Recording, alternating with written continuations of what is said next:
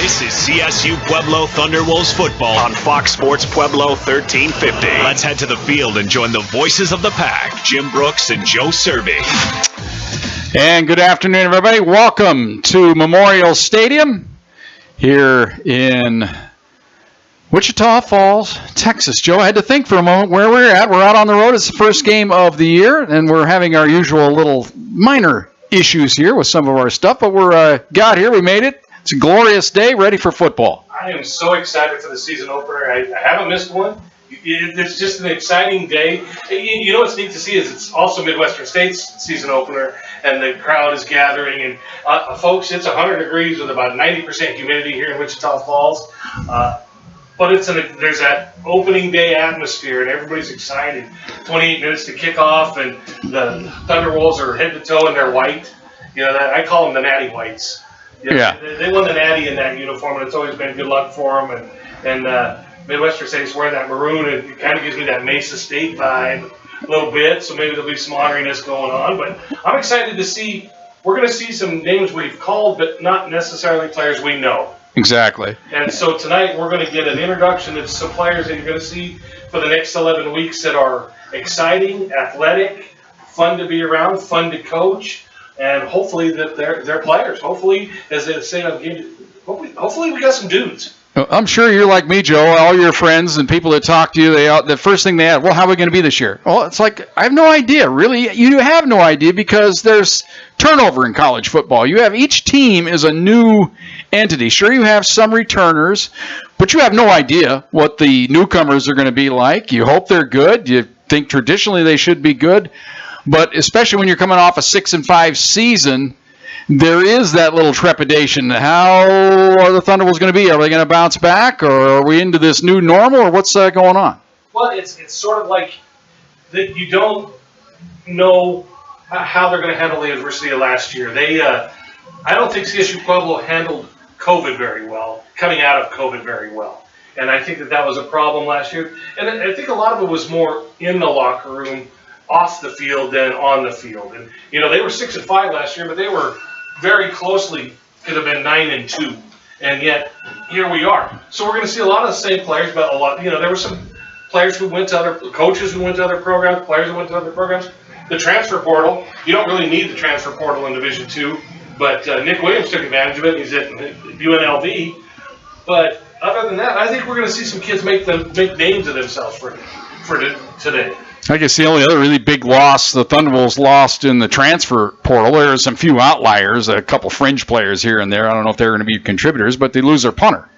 Yeah, I think he's a pretty good punter, too. I mean, when you lose a guy that could flip the game like he did. But funny you say that, because punting for CSU Pueblo this year is Pueblo East owned John Lujan. And I was watching John Lujan warm up, and we're at basically sea level here in the middle of the Texas Valley, and it's just gross hot here. And John Lujan was kicking 50 yards with great hang time easily. Was not a struggle at all. And he looks like he's bigger, he looks like he's thicker, and his leg has improved tenfold. He looks great out there. All right, we're going to take this time out. We'll come back. We'll talk to the head coach, John Riston. That all comes your way next. All part of the Thunderwolves pregame show on Fox Sports Pueblo. And welcome back to the Thunderwolves pregame show. And joining me now, head coach John Riston for the first time this season. It's a clean slate. It's kind of nice to get going here.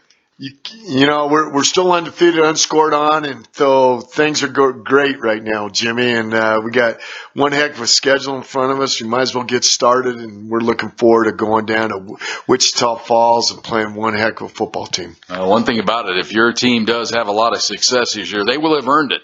Oh, there's no question, and I think we're built for that success as we start this season, and I think that these kids have had a great attitude and work ethic that it takes to go through this, and what's been really impressive is that this team's together, and you see it, you feel it in the spirit of what we've gone through, and the joy of playing the game is back here at Csu Pueblo. Well, I think you go through. There's not that sense of entitlement anymore at CSU Pueblo. You guys, you guys just roll the balls out there and have a great record, compete for a conference title. You still got to go out there and earn it each and every year. And last year, I think it was a good learning lesson for not only the players, but the coaching staff. No, it was a good lesson for this program and everybody that's touched this program. And so we're anxious to get after it. I try to go back to the understanding of, you only have control of your attitude and effort, and try to stress that. And we can do that for 60 minutes by putting our head down, and they gave it their all. That's all I could ever ask out of them. And then most of the time you do that, you're going to be all right. Well, we golf, so we know Ben Hogan said you got to dig it out of the dirt. I guess football players got to go dig it out of the turf and in the weight room and all the other little things that make big things happen. Well, you got to go understand the process. We all have different ways to say that. And so, if winning was easy, everybody would do it. And so winning's hard. And you have to understand that you just don't show up to go do that. And so I think these kids understand that, and we're looking forward to it. And it's going to be one heck of a challenge for us. Well, everybody likes to talk about quarterbacks. Speaking of hard, it was a hard decision for you and not only your other coaches to decide what you do. We talked a little bit about it on the coaches show. Leslie Richardson looked dynamite spring game. He was awesome. You get this transfer kid in, he looks great. But in the end, the incumbent won the job. Yeah, you're right about those two. They've done an outstanding job, and I just felt like Stephen Kroll has earned the right to be the leader of this team, and he's gone to work. He's managed himself. He's managed the leadership, and he's ready to take the reins. Well, and I think this ball club, as always, got to get back to running the football. I looked at the game. In 2015, you had over 300 yards combined from the McDonald brothers in that ball game. I'm sure you'd like to have the same kind of output from 2 or 3 running backs in this ball game. I'd take half of that and be really happy, Jimmy. And but that was a special day for Thunderwolf football, going on the road, winning a playoff game down there, but. This is this team that we got, and I think we're built a little different. But we got to have a balanced attack and offense. The biggest thing is we got to manage the game. Got to make sure that we eliminate self-inflicted wounds. That's from penalties and turning the ball over. Well, going against this ball club, they're usually explosive. They like to throw the ball around. They go 4 wideouts. They can spread it out. They got a lot of speed. So I guess the big challenge is for your defense here, just to contain that speed. Well, we got to continue to keep the ball in front of us, and so we got to make sure that we have that opportunity, and when we have a chance to go make a play, go make the play and go seize that. And I really excited about. We got a young secondary that's going to be tested right off. Levy's come up with some new things defensively that you're going to see a little bit different, and I'm just anxious to see these kids go compete. Well, you and I are a little long in the tooth, but today you're going to look across the field at Bill Maskell. He's a little bit longer in the tooth. He's been at it. He just seems like there's no quitting this guy.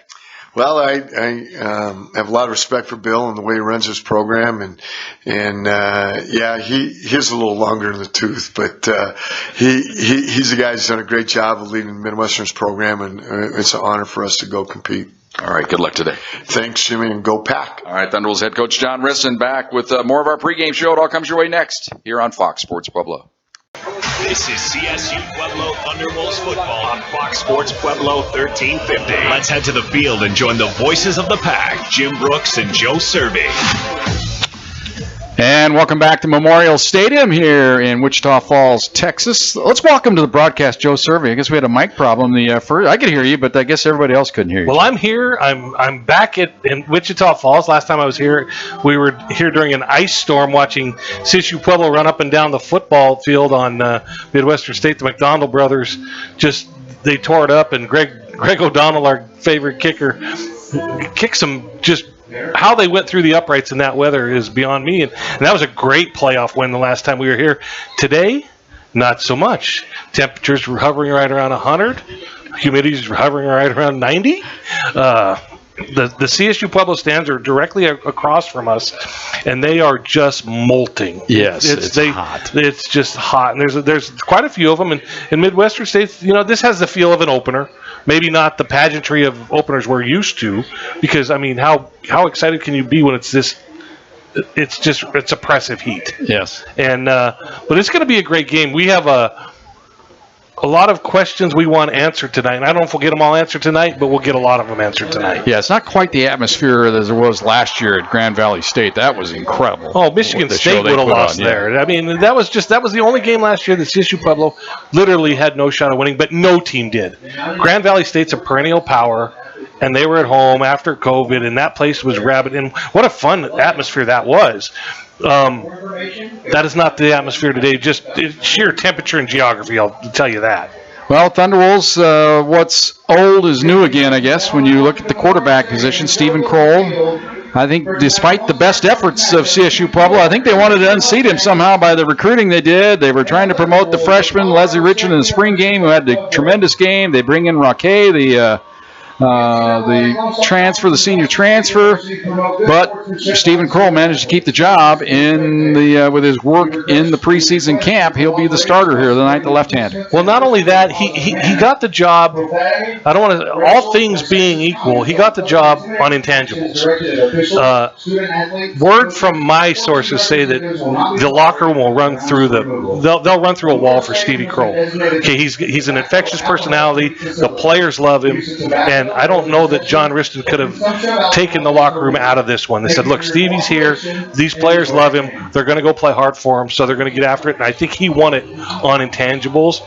And trust me, we've seen before, Hunter's going to have to win a game for him. Leslie's going to have to win a game for him. That's just the way Division II football is. All these guys are going to play. Well, and then you look at Stephen Kroll. I guess if there is the so-called leash and the old it's a short leash, I guess you would say. It is, and it should be, because he's a veteran now. Yeah. He's a coach's kid. He understands the game away from the game. He understands that you're judged on wins and losses in production. There are two very quality candidates right behind you, and it could be a hot hand kind of thing.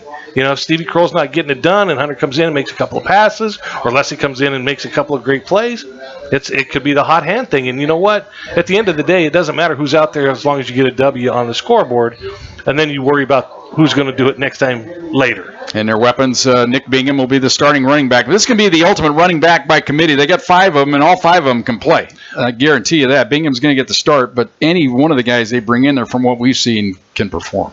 And CSU Pueblo's never been, even when Cam McDonald was the guy, he still had help. Right. And even when Bernard McDonald was the guy, he still had help. When Jesse Lewis was the guy, he had help. You have to have more than one running back in Division II. They got 5. And these 5 are players. And we're going to see, I bet we see all 5 get carries tonight. All right, we're going to take another time out. We'll come back. Joe will give you the keys to victory for tonight's ball game. That all comes your way next. All part of the Thunderwolves pregame show on Fox Sports Pueblo. CSU Pueblo Thunderwolves football on Fox Sports Pueblo 1350. Let's head to the field and join the voices of the pack, Jim Brooks and Joe Cervi. And welcome back to Memorial Stadium here in Wichita Falls, the pride of the Mustangs. The band is out there, and they look good, look sharp. They got a lot of members to it. They've got the state of Texas in their little design out there, Joe. You got to love that. You got to have a lot of band members to make the state of Texas on the football field sound great, too. It's like I said, the Midwestern State fans are in the shade, so they're out here in full force and clapping along. Csu Pueblo fans are trying not to dehydrate in front of us. Well, Joe, without further ado, let's get you the keys to victory for today's ball game. First for the Thunderwolves. The Thunderwolves, they're going to have to figure out a way to neutralize Midwestern speed. The Mustangs are fast, and they take advantage of that speed at every turn. Csu Pueblo has to take care of the football. I know that's a key to the victory every week, but you cannot give away extra possessions on road games. And third and finally, CSU just has to play free. Got to forget about 2021 and just get after it. And for Midwestern State, what do they have to do? Oh, take advantage of home field. Just pounce on every opportunity you get. Go big because you're at home. All right, the band performing the old alma mater here for the faithful on hand. Who's the most famous alumni that we kind of know of of Midwestern State? I'll set you up. You give it to me. Dr. Phil. There you go, Dr. Phil. Okay, I didn't realize that. Dr. Phil. I think Tommy Toon went here, too, the great choreographer. I think when you think about how you come out of Wichita Falls and be the great choreographer. But Dr. Phil, I believe, is from Wichita Falls and Midwestern State. Well, he kind of fits the bill. He kind of has that little Midwestern State Wichita Falls kind of sound to him, doesn't he? You know, we haven't ever seen much of this because we get here right at game time and then we leave right after. But what's weird is everything's flat. You're looking for the mountains at every turn, and it's just flat as far as the eye can see. For sure it is. All right, we'll come back after this timeout and give you the weather conditions. That all comes your way next. Thunderwolves football on Fox Sports Pueblo. This is CSU Pueblo Thunderwolves football on Fox Sports Pueblo 1350. Let's head to the field and join the voices of the pack, Jim Brooks and Joe Cervi. And welcome back to Wichita Falls. Weather conditions for today's ball game, 97 degrees here at kickoff. And you want some more stats, do you? Well, let's give you some more stats. It feels like 99. That's the feels like index. Now, Joe's kind of humidity is like 90%. Officially, they say 31%. I don't know if I buy either one.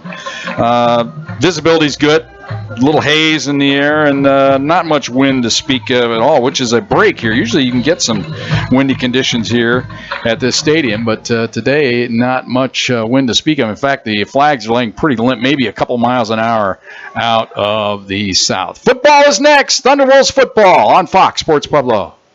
This is CSU Pueblo Thunderwolves football on Fox Sports Pueblo 1350. Let's head to the field and join the voices of the pack, Jim Brooks and Joe Cervi. And right on cue, here come the Thunderwolves out of the tunnel to our right. Midwestern State's kind of right behind them. They both come into the open end of the stadium down there, kind of a little ramp they run down. Thunderwolves across the way. And they'll be looking right into the setting sun here early on in this ball game. And as Joe has mentioned, Midwestern State fans, it's filling in nicely here. They're right down below us in the shade, and that's where you want to be here on a 97-degree day in Wichita Falls. I heard you were doubting my humidity index. They said 30. They say 31 officially. I can't believe that. There's no way. That's the one they say on that. Chamber of Commerce humidity. To make you feel good. But all you got to do is go stand outside for about 10 seconds. Well, we made the walk from there up to here, and I'm saying, man, this is gross. Yeah, humidity's bearable, doable, gross. This is gross. Exactly right. That's why we live in the desert. That's right. Midwestern State now gathering to our right in the end zone here. They're in their, as Joe mentioned, kind of that Mesa look to them. They're that road, or their home maroon, rather. They're going maroon pants and maroon tops. I guess that would be maroon, Joe. You got a better description of that color? No, I think that's it's a crimson. It's a It's a maroon. It kind of laughed. We walked by a credential table and we thought we were going to get our credentials, and the guy said, "No, these are for recruits." And we're like, "Oh wait, we don't look like recruits." Yeah, come on, yeah. Couple of. I've been working out. Yeah, come on now. It's funny though, because they don't dress as many as you'd think they would dress at home. A lot of schools will dress everybody at home because they can give them the taste, the feel. You can only travel so many, but when you're home, you just dress everybody that comes out to the program. And they didn't do that here at Midwestern State. Maybe you got to earn your spot. Bill McCaskill's only been around for 22 years, and that's just here. And he's been Coach of the Year 5 times. He's the reigning Coach of the Year. Here they come. Fun fact about Midwestern State, though, Jim, they won the Lone Star Conference last year, but did not make the playoffs. Yeah, it was kind of by default. It was kind of a weird conference last year in the Lone Star. It was. They won the conference, did not make the playoffs. Angelo made the playoffs, won a couple games. Right. And Angelo State, they defeated Chadron State on Thursday night, 35-0. They'll be in Golden next Saturday to take on Mines. Mines losing a tough one on Thursday night to Grand Valley State, 25-22. Kickers, Joe, always blame the kicker. Well, but give it up for Mines at least playing real teams and not Patty Jewett and William Jewell. And they went to Grand Valley, and now they're getting, as you say, Angelo State. I mean, that's a CSU Pueblo non-conference schedule.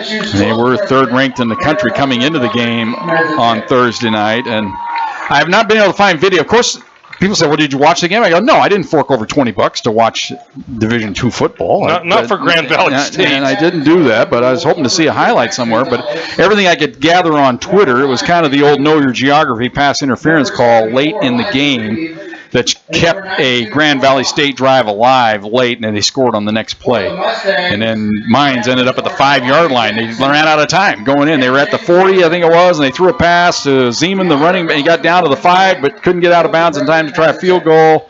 And, of course, not score the touchdown to win the game, so they kind of ran out of time. And what do they say? You don't lose the game, you just run out of time. Exactly. Coin toss taking place right now. the 4 guys out there for CSU Pueblo are names you've heard, and Bingham, McClellan, Trey Butts, and Elijah Reed. Those are names that you've heard several years on this programming. Here's the coin toss. CSU Pueblo gets to call it, and they won the toss, so I'm guaranteed they're going to defer. They won it, and they defer. And they play Thunderstruck. So all of the little intangibles, all the superstitions that Jim and I talk about every week. You walk into a stadium, you hear Thunderstruck, you win the coin toss, you defer. Those are all good things. All right, so the Thunderbolts, if there is a question mark on this defense this year, it might be in the secondary at the cornerback positions. A couple of newcomers there, Keith McCaney, Isaiah Herford. He's been around the program, but the safeties are perhaps familiar names. But if you're going to get tested, it's going to be by Midwestern State, who likes to chuck the ball around. Let's not make any mistake about it. They got gaudy numbers from all their receivers and quarterbacks from a year ago. Their starter, their starter was Dylan Sterling Cole a year ago, and he's the backup this year. He threw for 2,000 yards last year. Yeah, he's the backup this year. And they will throw it. They'll go up tempo, and they'll throw it all over the yard.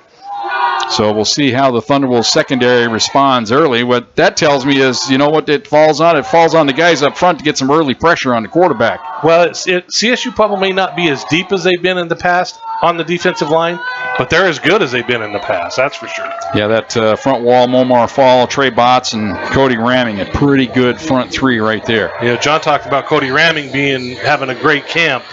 Well, wait, his frame. Well, the guy we're going to keep an eye on, of course, on defense would be Scipio. He's the guy they feel like could be a all-conference type performer, the outside linebacker. He wears number 20 this year for the Thunderwolves. Thunderwolves taking the field. He went to Harrison High School. Gotta love the Colorado Springs kids coming to play in Pueblo. And kicking off is Willig. For the Thunderwolves will be Willig. He is the redshirt freshman out of Rocky Mountain High School in Fort Collins. And John Riston did say Willig would be doing the kicking off duties. RV, one of the deep receivers, and the kick is going to instead go to the goal line, taken at the goal line across the 5, 10, 15, right up the middle, 20, 25, and belted down at the 27-yard line. Looked like there was going to be a massive opening there for a little bit for Cavante Jackson, but he was smashed by the Thunderbolts' Daniel Bone. We're going to call that name a lot. One of the safeties, Daniel Bone, kind of made a name for himself late last year.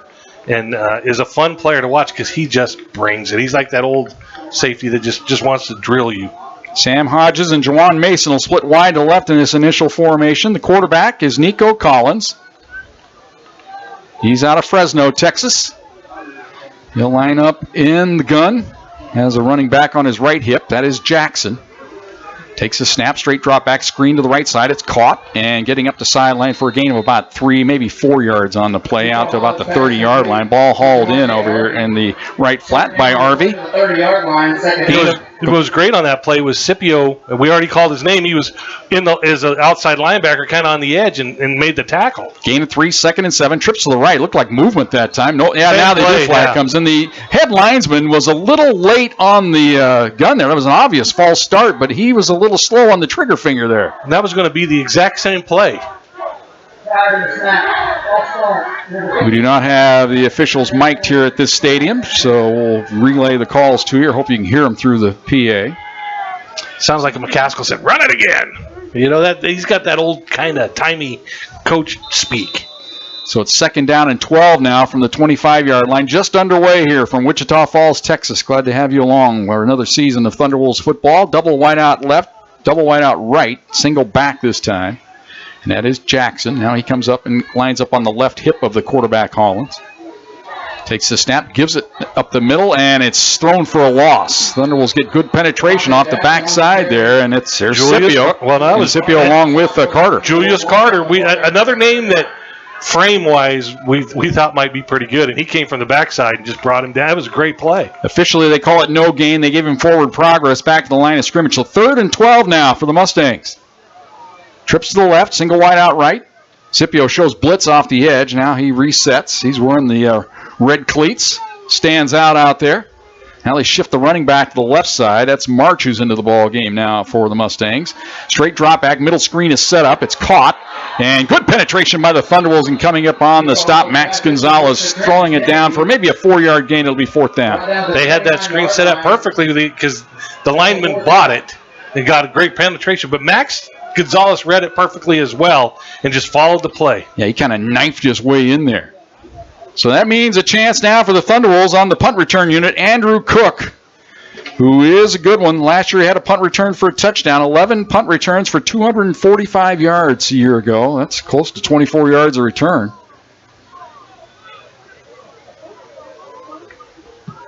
Here's the kick. High spiral. Cook calls fair catch and takes it at the 30-yard line. Fair catch called by so the Thunderwolves will start good field position. Yeah, great play by Cook. He actually looked down and saw how far they were coming on that coverage, and then made a kind of a late fair catch. If you're going to fair catch, you do that early to keep everybody away from you, but he gave it a chance at least. So 1st and 10 for the Pack from the 30-yard line. They'll line up on the left hash mark. Quarterback is Stephen Kroll, sophomore out of Broomfield, the left-hander. He has Nick Bingham right behind him. Now Bingham adjusts to the right hip. Double wide out to each side, straight drop back. They look left, fire left, and Mitchell drops the pass, and it almost fell right into the lap of the cornerback. Lucky there for the Thunderwolves, ends up being incomplete. Right through his mid. Steve Kroll had to put some zip on it and did. Almost looked like he overthrew it, but it went right through his hands. So 2nd and 10 for the Pack from the 30-yard line. It was sad about that. It was supposed to be a confidence-boosting pass, and turns out to be 2nd and 10. Trips to the right. Lucky to the tight end is in the slot to the right. They bring that's Cook in motion. They give it up the middle to Bingham, and he gets across the 30 to about the 31-yard line is all where his knee went down. So it'll be 3rd down and 9. A lot of misdirection that time by the Thunderwolves, sending a lot of people in a lot of different directions, and then ends up being nothing, and they have to like it. Yeah, there was some bobbling of the ball. It just didn't. A lot of movement for a little reward. So 3rd and 9 this time. Trips to the right. Fine is in the game. He's wide to the right. Cook is over there in the slot. Nigel Mitchell's lined up wide to the left here on 3rd and 9. Now Bingham adjusts to the left side of the formation. Long count here. Take the snap, straight drop back. Here comes pressure. Passes away, and boy, that was dangerous. They were trying to go to the right side to Cook, and I think Cook was looking back into the sun, Joe, never saw it. Well, and if he'd have caught it right with the defender in his hip pocket. I think Stevie Kroll got rid of that a little bit too quick. Of course, he had to. The Mustangs sent everyone. For the Mustangs. So punt formation for the Thunderwolves. That means John Lujan, the product out of East. He's served his internship here for 3 years. He's finally getting the job here as a senior. Takes the snap. Punt is away. It's a high spiraling kick. Fair catch signaled and taken at the 23-yard line. Nice punt there by Lujan. 47 yards, no return. A net 47 at sea level against a team with total speed. That's a great punt, and that flipped the field. So neither team able to move on their first possession of the game. They spot it at the 23, and that's where the Mustangs will take over on the right hash mark. Thunderwolves defense just now making its way out onto the field. Not a good start offensively for either team. Mason splits wide to the left here. Jaden Moore wide to the right for the Mustangs. Go with the tight end in this set. They fake the ball up the middle. Oh, nice move there by the quarterback. Hollins gets to the edge across the 27 out to about the 28-yard line. He just totally faked out one of the Thunderwolves there to get free along the line of scrimmage to pick up 5. Yeah, Keith McKinney just missed him. We don't want to see that one on film because they'll run that back and go, whoop. Actually spot the ball closer to the 29-yard line. So a gain of 6, 2nd down and 4 for the Mustangs. They're going to give the ball around the right side. Thunderwolves are there, and they throw the man for a loss. That's Jackson, the running back, and he's thrown back down at the 27-yard line, loses a pair. Big Trey Botts on the stop. You know you're getting penetration if Trey Botts is making tackles on running backs 4 yards in the backfield. So it brings up 3rd down now and 6 for the Mustangs. Neither offense here able to get a first down early on in this ball game. No score, 11:25 to go first quarter. Hollins is a big, rangy quarterback, 6'3", 212-pounder out of Fresno, Texas. Brings a man in motion toward the formation. It's a bunch formation now to the left. Straight drop back. Looks over the middle, fires it over the middle. It's caught in space across the midfield. 40, 30, 20, 10, touchdown Mustangs. Just on a quick slant over the middle to Jaden Moore. Jaden Moore. Too easy there for the Mustangs. The yards after catch was 60 plus. I mean, it was a simple slant right between the corner and the safety, and he was gone. Results in a 73-yard touchdown, and Midwestern State on the board first. If you ever seen a track meet and you see the guy in the 200 and the last 50 meters take off and kind of separate, that separation speed, that's what he had. Ritzy Vase, sophomore. He's a hometown product here out of Wichita Falls. Will attempt the extra point here. The holder is Dylan Davis. Takes the snap. Ball's down. Kick is up.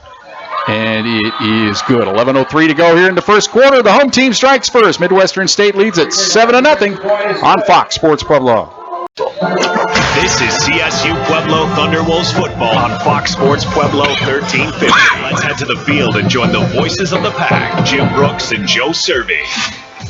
Well, Joe, we mentioned in the pregame show if there's a potential weakness with the Thunderwolves ball club this year, a question mark. I don't know if it's a weakness, but a question mark would be their secondary, and they got burned there on that touchdown. A little inexperience out on the corners, and that pass went right between the corner and the safety, and it was motion and 3 trips on the other side, so they kind of got caught looking at that.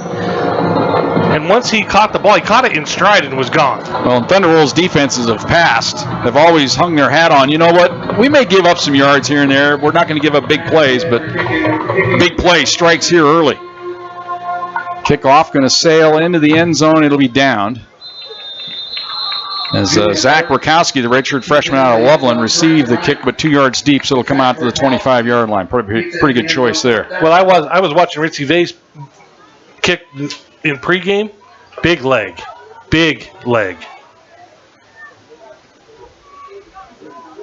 Just a sophomore from, like you said, from local. It's the stadium we're in. They use for Wichita Falls School District as well. It's like Dutch Clark Stadium with a 2-tiered press box. Yeah, a few more amenities.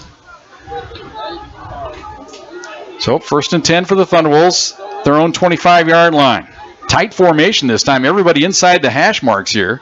Bring a man in motion. They're going to flip it to Cook. He's going to try to sprint around the edge. He turns the corner, gets forward, and he's smashed down at about the 29-yard line. They'll give him 4. It'll be 2nd down and 6. Cook had his lid knocked off. He'll have to come out of the game, I would think, for a play.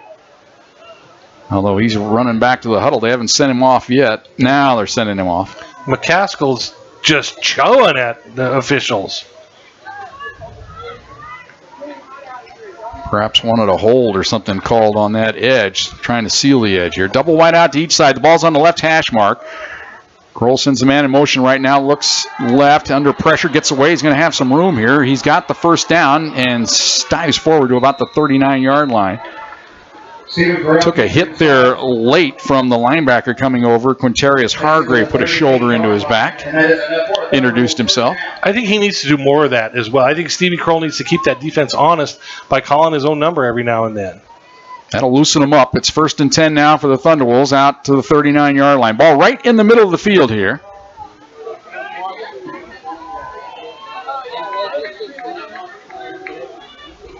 Bring a man in motion. That's Cook. Now he resets. They hand the ball up the middle and across the 40 to about the 42-yard line. Gets flag down late from far away, and it's against Midwestern, and I'm not sure what it is. It's a personal foul. And it's called here on Christian Lee. That was Martinez, the running back, Keon Martinez. The line judge threw that flag about 25 yards across the field, and I was very impressed with that toss. They really like Martinez. He's one of the stable of running backs. He's a sophomore out of Regis Jesuit High School. Transferred in. San Diego, right? I can't remember which college he came in from. Or Idaho. Maybe it was Idaho. That's right. I think you're right. 43-yard line.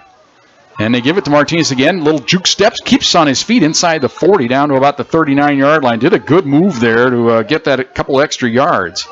He's shifty. Probably the quickest of the running backs when you look at him. What he needs to do is focus a little bit more on CSU Pueblo football terminology and vernacular. He's been making too many mental mistakes, or he's going to be the guy. 2nd down and 6 at the 39-yard line. They're in Mustang territory. 2 backs this time. And they're going to give it up the middle. This is Kemp. He's across the 35 down to about the, well, they're going to mark him at the 35-yard line.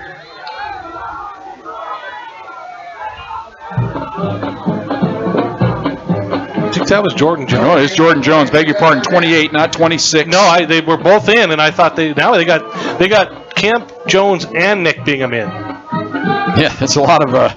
You got a 2-8 and a 2-6 back there, don't you? Bingham is going to line up on the left hip. This is kind of the reverse wishbone. 2 backs to either hip. They're going to give it up the middle to Jones. He busts outside across the 30.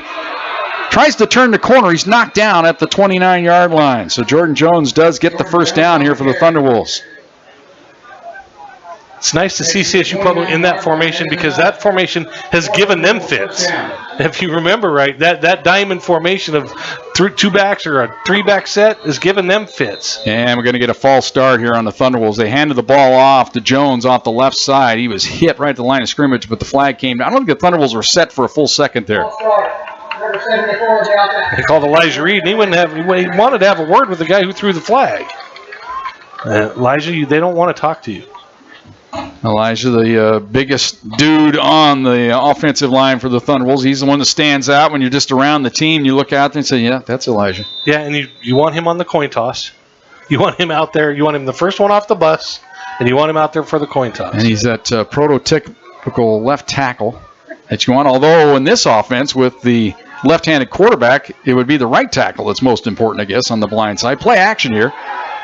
Looking down the middle, firing a man's wide open. It's Cook. He's inside the 15, inside the 10, breaks a tackle, inside the 5, dives to the end zone. Touchdown, Thunderwolves. That's the way the cookie crumbles, right there. Great move by Cook to get inside the 10, then another great move avoiding the tackle, and then diving into the end zone for the touchdown for the Pack. And how about the patience of Stevie Kroll? Because his initial read was not there, and he had enough time to let Cookie get open. Yeah, it was kind of a post-corner type route by Cook as he was in the middle, and then he angled toward the outside. And as Joe mentioned, you got to have a lot of time to be able to complete that pass.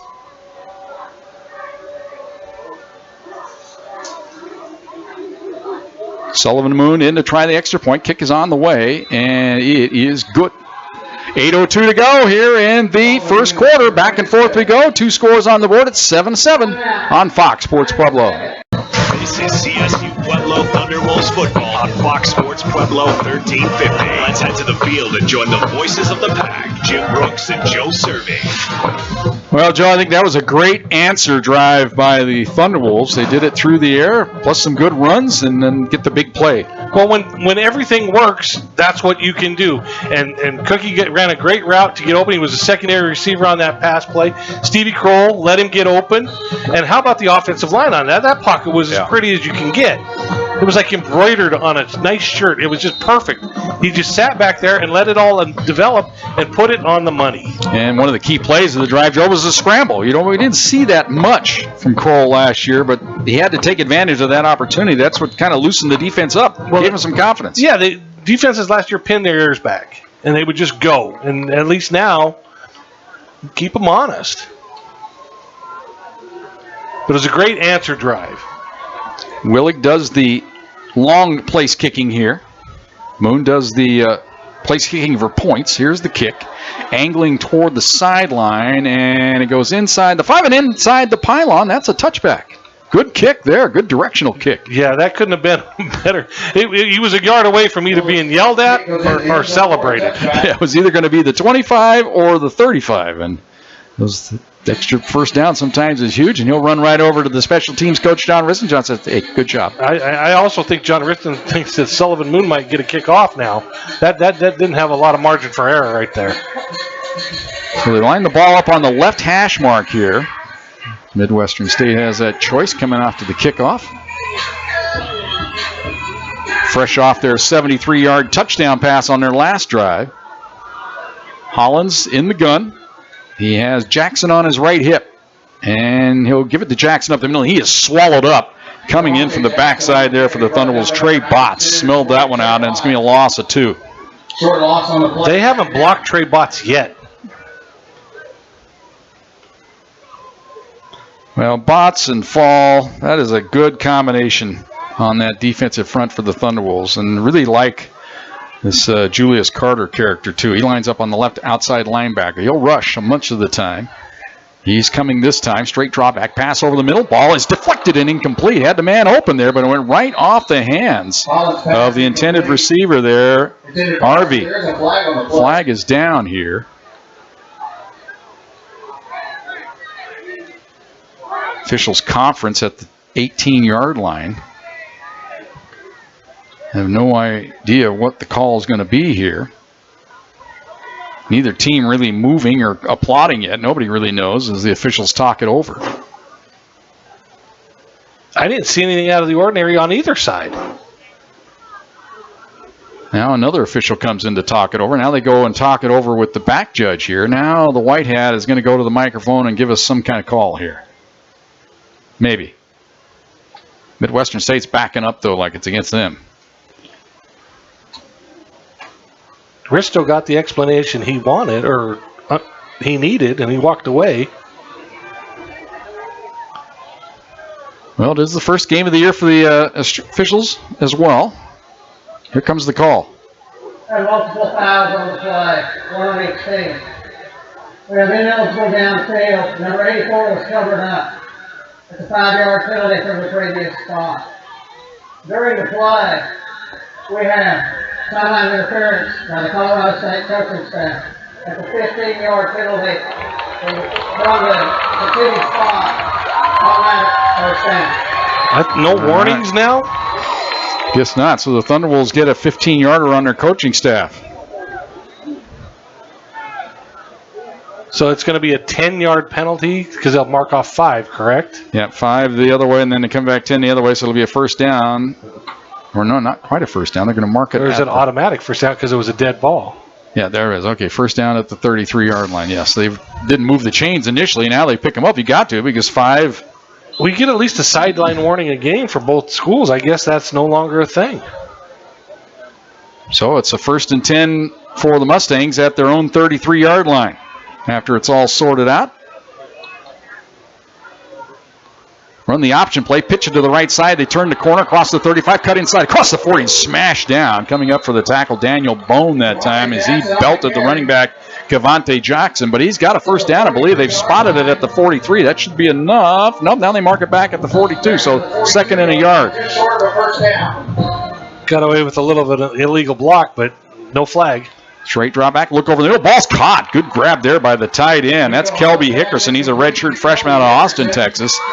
Midwestern going tempo now, Jim. I think they're trying to take advantage of this weather. That was a quick snap on the last one. Ball's out to the 48-yard line. 1st and 10 for the Mustangs. They're going to go double wide out left, single wide out right.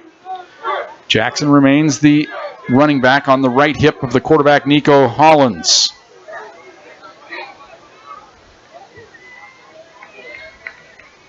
And they're going to give it up the middle, and there's a big opening across the 45. First down to the 41-yard line of the Thunderwolves goes Cavante Jackson. Saving tackle there for the safety, Corey McClellan for the Thunderwolves. You know, John Riston talks about Csu Pueblo's running game getting it targeted right. So far, Midwestern's had it targeted right on this drive, blocking-wise. So 1st and 10 in Thunderwolves territory at the 41-yard line. 7-7 is our score. 6:25 to go here in the first quarter from Wichita Falls, Texas. Hollins in the gun. Takes a snap, looks left, fires left, and oh boy, that ball could have been picked off if the safety for the Thunderwolves or the cornerback Pittman was looking. Instead, he was lining up the receiver, and it sailed right by his ear, incomplete. I'm not sure that Arby thought that ball was going to him because he kind of alligator. Yeah, Harvey didn't know. Pittman didn't know. Neither guy knew, and the ball just sailed harmlessly right between them. So 2nd and 10 from the 41-yard line. Trips to the left. Ball's on the right hash mark. Hollins has Trenton Kennedy as the running back, this time on his left hip. Pass left side, caught on the screen. They get up the sideline, breaking a tackle. Flag is down. Going to be an illegal block here on Midwestern State, or a hold on one of those slot receivers over there. It was assigned to break it open, and he got a little too much Thunderwolf there on the grab. John Riston doesn't like this. That might be a defensive holding, but there's 2 flags, that's why.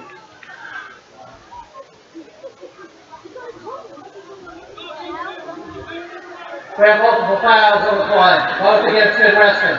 We're holding number 9 of the offense. That penalty will be declined. We have holding number 5 of the offense. That penalty will be accepted.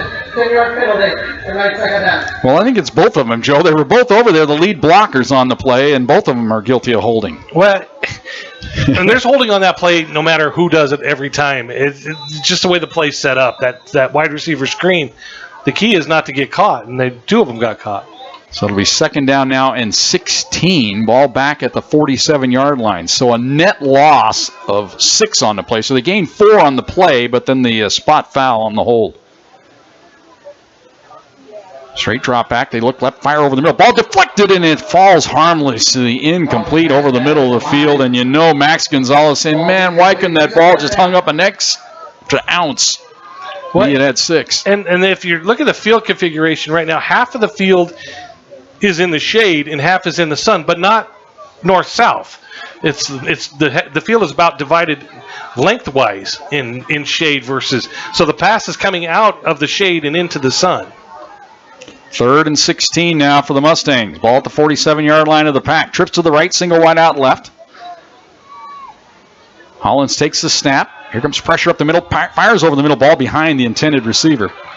As they were trying to get it to Arvey, and the ball sailed incomplete behind him. And it was great in that play right now in coverage was Daniel Bone, which safeties don't normally cover. They kind of hover. Right. And he was in coverage on that play and did a great job. That means it's cookie time as he's back at the 10-yard line to receive this punt. I would think in all likelihood this would be one that would sail over his head maybe. He'd probably try some kind of pooch kick here would be the punter. Fernando Piedra is the punter. What wind there is helping wind for the kicker, the punter.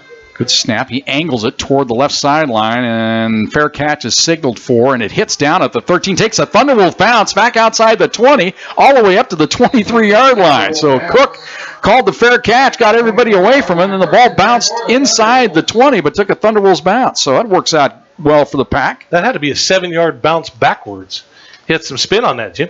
Net 24 is all on the punt.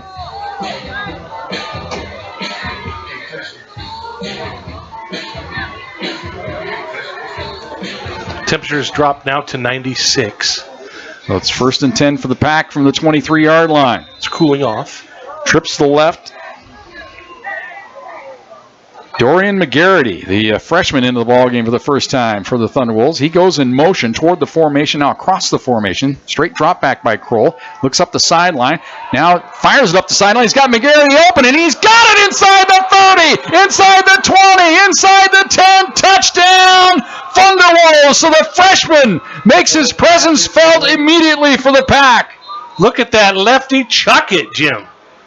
McGarity, the true freshman out of Fort Collins High School, got behind everybody, went in motion across the formation, then right up the sideline. Stevie Crow had to wait for him to get open and threw him deep.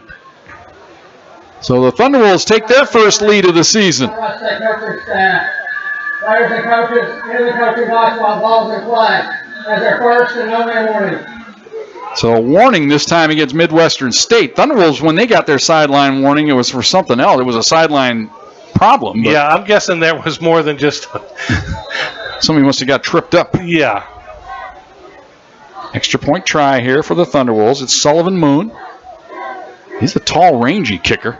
Ball's down, kick is up, and he is good. 5:20 to go here in the first quarter. Thunderwolves take the lead. They lead it 14-7 on Fox Sports Pueblo.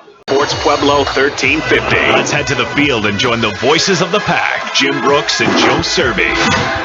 Well, Joe, it's not often that your first play you get in a ball game. The first time we called his name, at least McGarity. They've been talking about this freshman.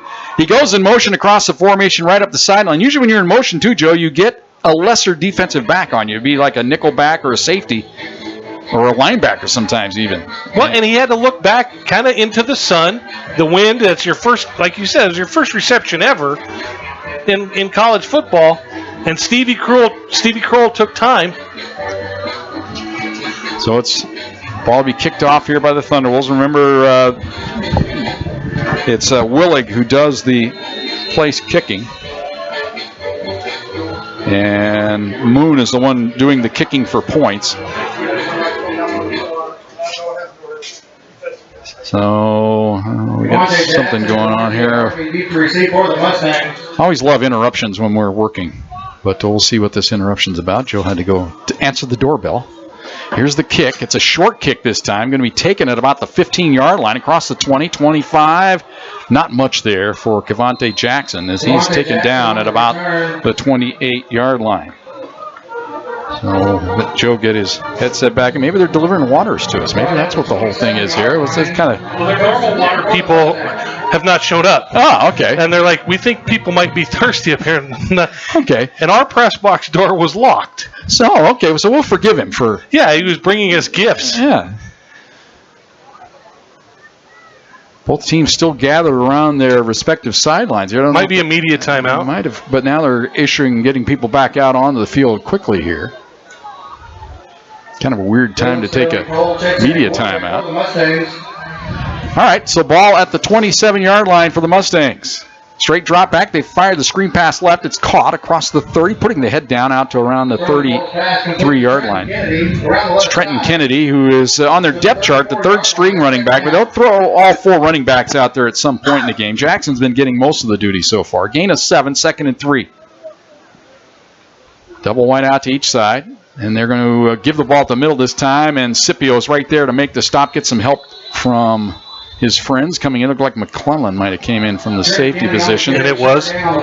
Gain of only a yard. So it'll be 3rd down and 2 now for the Mustangs. 3rd and 2 for the Mustangs. Scipio's just a sophomore, but at 6'4", 210, you can tell he's got that build that's going to just become one of those CSU Pueblo outside he's one of those. backers. He's one of those guys. Even John even mentioned he might be the signature dude, except for maybe Botts. Botts is the headliner, I think, on this defense, playing the defensive front.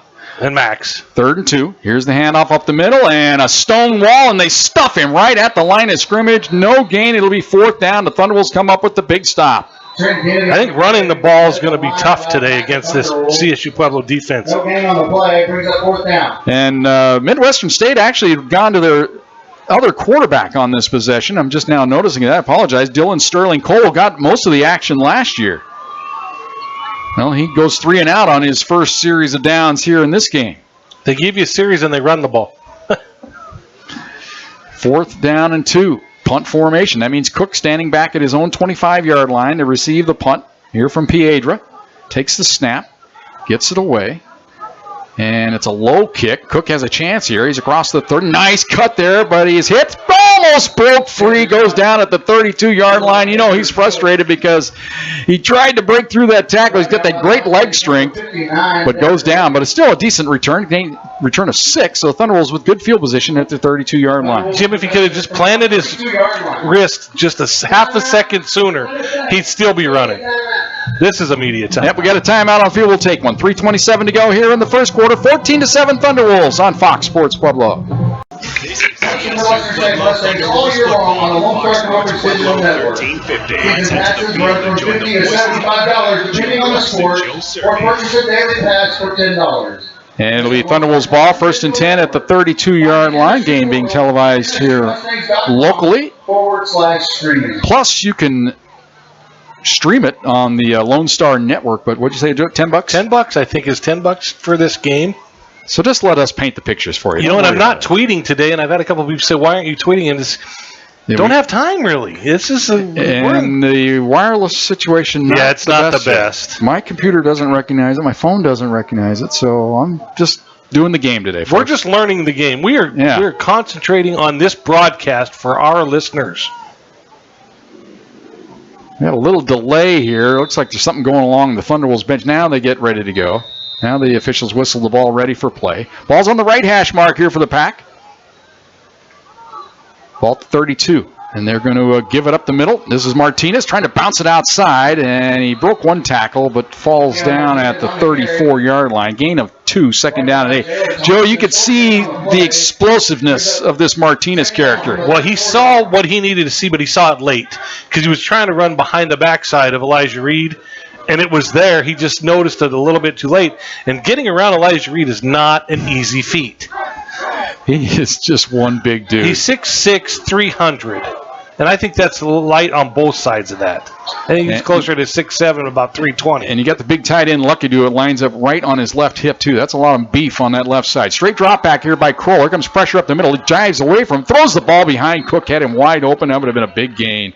Yeah, that one's on Stevie. He just got a little bit he didn't turn his body, and he saw what we saw, a wide open Andrew Cook, and just rushed the pass just a little bit. And if he gets it to Cook on time, he turns the corner, he goes right up the sideline. The only defensive back on that side was running with the wide receiver up the sideline. So Cook was just going to follow him up the sideline. And we've seen this underneath stuff be wide open. You just got to have time to pick and choose. 3rd down and 8 now for the Thunderwolves. They lead it 14-7, 2:43 to go here in the first quarter. Kroll changing the play now, talking with his running back, Martinez. Now shifts him to the right side of his hip. Now goes in motion right. Straight drop back by Kroll. Pressure off the edge. Pass caught by Nigel Mitchell. Breaks the tackle. He's got the first down across the 45 to about the 48-yard line. Nigel Mitchell showing some great strength there, Joe. He was hit 2 yards short of the first down, but they just shucked the defender off him. Yeah, if he goes down on initial contact, he doesn't get the first down. Thunderwolves go hurry up here. Bunch formation to the left. It's trips to the left. Now Martinez shifts to the left side of the formation. They give it to him off the right side.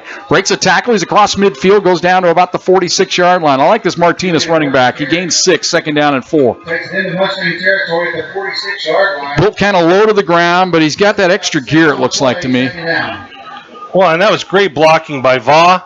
And, I mean, they're just doing a great job up front right now. Same formation this time, only to the right side, and now they're going to shift out of it. As the Thunderwolves are going to bring Rakowski, the freshman, across to the left side of the formation. Now they shift Cook to the left side. Well, they've done a lot of jostling on this formation here. 2nd and 4. Now they send a man in motion left, fake left, come back, wide receiver right, caught by Fine, breaks, actually slipped, but gets forward for the first down to the 41-yard line. Looked like I was going to go for a lot more. Yeah, if he doesn't slip, he gets another 10.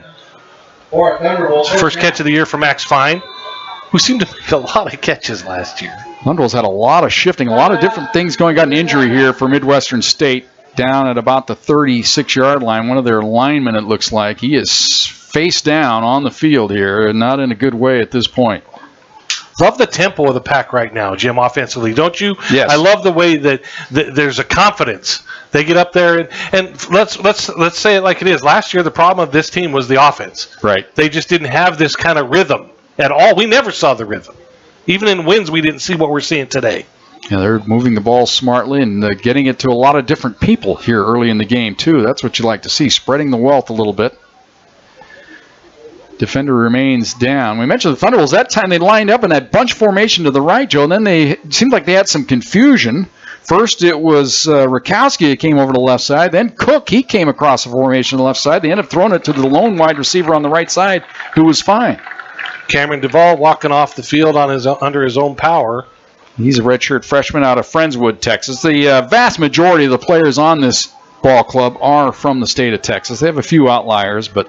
Well, Bill McCaskill could recruit his entire program within about a 100-mile radius. We're just west of Dallas, Fort Worth.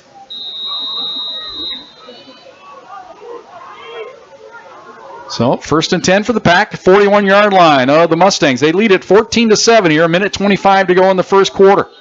Jones adjusts to the right side of the formation. He'll take the handoff around the left side, cuts back inside. He's across the 40 down to about the 37-yard line. Boy, ended up right into the feet of Cook there, but Cook able to get his feet up and not get his knee rolled up there. Gain of 4, 2nd and 6. Again, another great positive yardage play, but could have been another 4 or 5 yards had he not slipped a little bit. This is a brand new turf, they said, at Joe Golding Field here in Memorial Stadium, and it's beautiful. I mean, it's a great facility. Old, but great. Yeah, it's gotten a facelift. Trips to the right, single wide out left. Villapana, the backup tight end, is in the slot to the right behind the right tackle. All by himself in the backfield is Kroll here. Takes the snap, straight drop back. Here comes pressure, gets the pass away up the left sideline. Back shoulder throw to Mitchell. He caught it, but he was out of bounds. Mitchell pleading his case. He just outside the chalk there. Now, Kroll was under pressure there. He was all by himself in the backfield and stood in there and delivered a strike just a little too wide. When that was designated to be a back shoulder throw, just a little bit too far outside. Villapana comes out of the game, and now Jones will check back in. Rakowski, the freshman out of Loveland, he's going to line up in the slot to the left along with Mitchell. Cook and Fine or to the right. Cook is in the slot to the right. So no tight end in this set. Jones is the running back. He adjusts the left hip now of Kroll here on 3rd and 6. Straight drop back by Kroll. He's going to run up the middle. He's got room.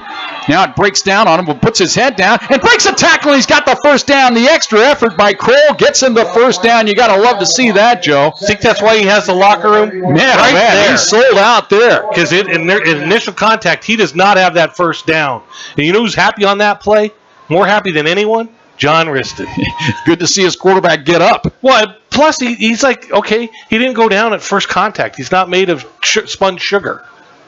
And that will be the last play here of the first quarter. It was a good one for the Thunderwolves. They fell behind early, but they strike with 14 straight afterwards, and they lead it 14-7 after one quarter on Fox Sports Pueblo. This is CSU Pueblo Fox Sports Pueblo 1350. Let's head to the field and join the voices of the pack, Jim Brooks and Joe Cervi. And welcome back to Memorial Stadium here in Wichita Falls, Texas. Thunderwolves with an excellent first quarter. Joe, you're saying that's the best first quarter in a long, long time. I'm telling you. Best quarter, period. Well, they won 6 games last year, and they didn't play that good of a quarter in any of those 6. And that was after giving up the big play on defense, falling behind 7-0 to respond the way they did. I should say offensively, that's the best quarter they've looked in a long, long time. 1st and 10, ball at the 31-yard line of the Mustangs. Thunderwolves on the move here, already leading the ball game 14-7. And they'll fake it to Bingham. They're looking up the sideline for Cook. He is there. He drops it, but he was out of bounds anyway. He just ran out of real estate on the right side. Ball thrown a little bit too far to the outside. Cook had him beat. Yeah, they took the shot. Stevie Kroll's going to have to learn, though, on these fade routes and these other patterns, you can't throw the ball out of bounds. That little back shoulder throw to Nigel Mitchell late in the first quarter in that one, those balls are out of bounds, and you can't give your receiver a shot. And the cornerback who was selling out on the play is injured here for Midwestern State. He's up on his feet now. I don't know if he ran into the side. That's a concrete wall, Joe, along the edge there. Yeah, this is an old stadium. It's painted, but it's concrete. And he's a little worse for the wear. It doesn't look like a leg injury. It looks like a head injury, doesn't it, when he's as wobbly as he is here coming up? I wonder if he slid down there. Now he's kind of testing his left ankle. It is Joseph Connor, who is the cornerback. Out of Syracuse, New York. We talk about all the Texas kids, and he's out of New York City, or Syracuse, New York. In their terminology, they call him the whiff. I'm not sure what that, WHIF, that's a safety. Like a free safety, I guess, or a strong safety. I'm not sure, because they have a free safety position, but they call that guy the whiff. I don't know if I'd want to be called the whiff. Here's Mitchell in motion. They pitch it to him. He's going to try to turn the corner on the jet sweep. Breaks a tackle inside the 25 down to about the 21. He was that close to going the distance. He's close to the first down. The shoestring tackle literally saved a touchdown. And it is a first down for Nigel. That's why you want to get the ball in his hands as many times as possible during a game. Well, he's a track star. And here's a pass out the right side to Cook, and he's got a first down. That was just a quick tempo offense that time of the Thunderwolves. Quick snap, they get it to Cook, and he's got another first down.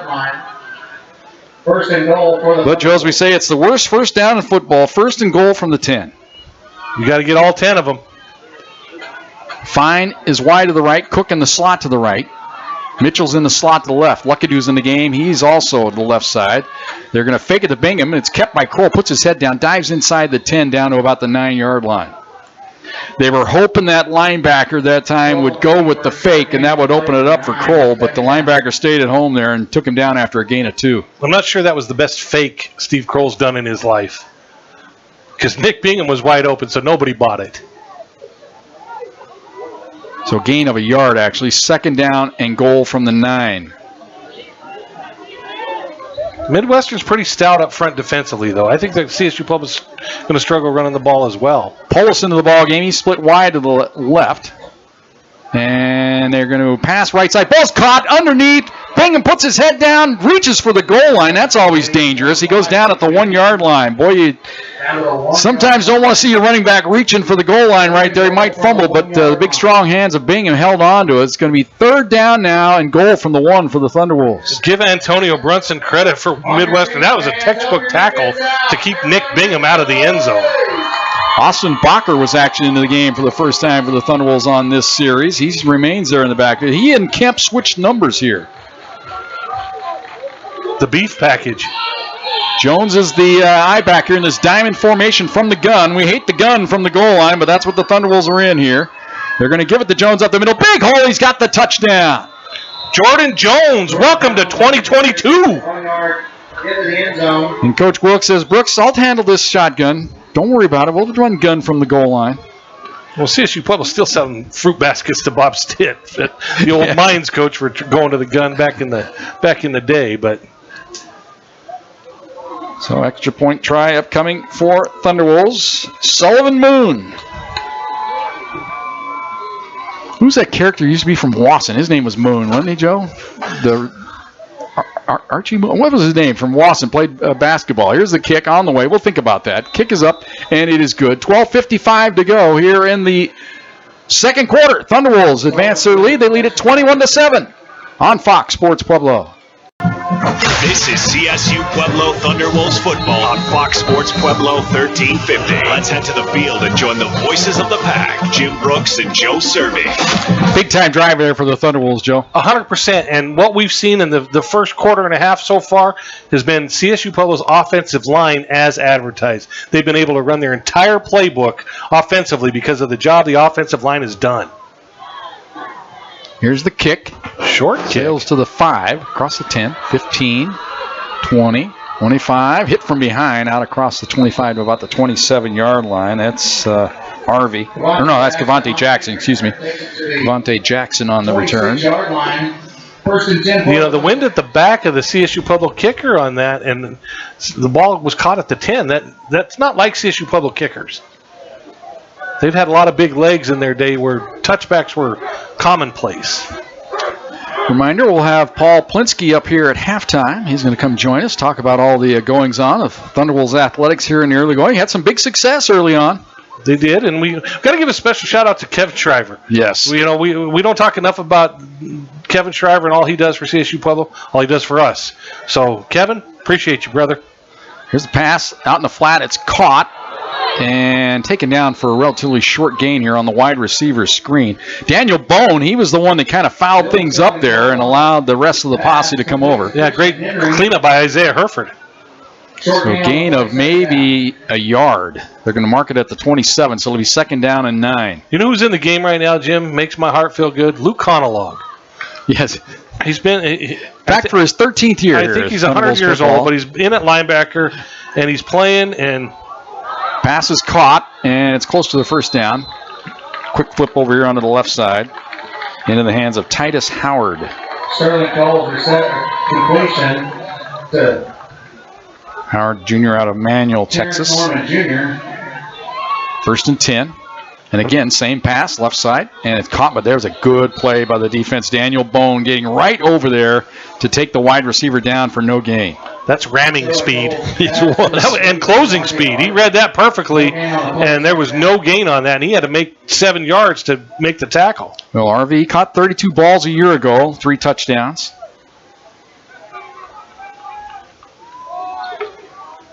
Going to go double wide out right side this time for Midwestern State. Single wide out to the left. Here on 2nd and 10, they're going to keep it on the quarterback keeper. Breaking tackles, spinning, 1st down. Dylan Sterling Cole, who took over on the last possession, didn't get anything done the last possession. He's the incumbent from a year ago. They're going up tempo. Nice read by Cole. And give it up the middle of the running back. Big hole. Breaks a tackle across midfield down to about the 47-yard line. Picks up 7. It'll be 2nd down and 3. I call a timeout if I'm John Riston. I give these guys a little bit of a break. They're going up tempo. They're not even able to substitute. Oh, but Trey Potts says, I got your up tempo right here as he body slams the running back. Trey Potts. Man, oh man, was that a collision. Well, CSU Pueblo players are looking for the call to come in, and Midwestern State's lining up and running plays. 3rd down and 2. That was a gain of only a yard on that play after the body slam by Botts. Corners and defensive backs are playing so far off the receivers because they have to respect that speed. Now they're in press coverage. Yeah, here on 3rd and short yardage. Send a man in motion to left, so all by himself here is Cole. He's going to roll the pocket to the right now, fires up the sideline. He just chucks it away, and it's almost intercepted, and it is! It's picked off! McClellan on his back, got the rebound at the 8-yard line. I think Cole was just trying to throw the ball away. And Corey McClellan stayed with it, batted the ball up, ended up on his backside, and the ball dropped right down into his breadbasket, and he hauled it in for the interception. That's just pure athleticism. But Cole didn't look like he was just trying to chuck it.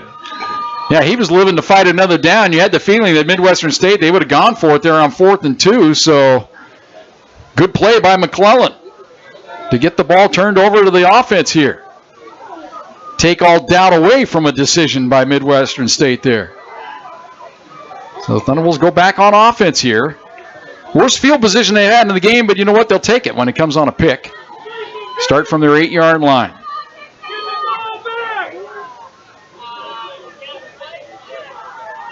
And they play action. They look left, fire it left, ball caught. Comeback route, not much there. Ball was caught. I think that's Paulus over there. Well, Paulus, C.K. Paulus on the grab. Gain of maybe a yard on the play. Actually, they're going to call it no gain. They're going to mark him down right at the 8, so it'll be 2nd down and 10. C.K. a year ago saw a lot of action. Didn't catch any balls, though. He and John Riston had a come to Jesus moment in the spring. Meeting this and then just talked it out, and they're on the same page now, and he will help them.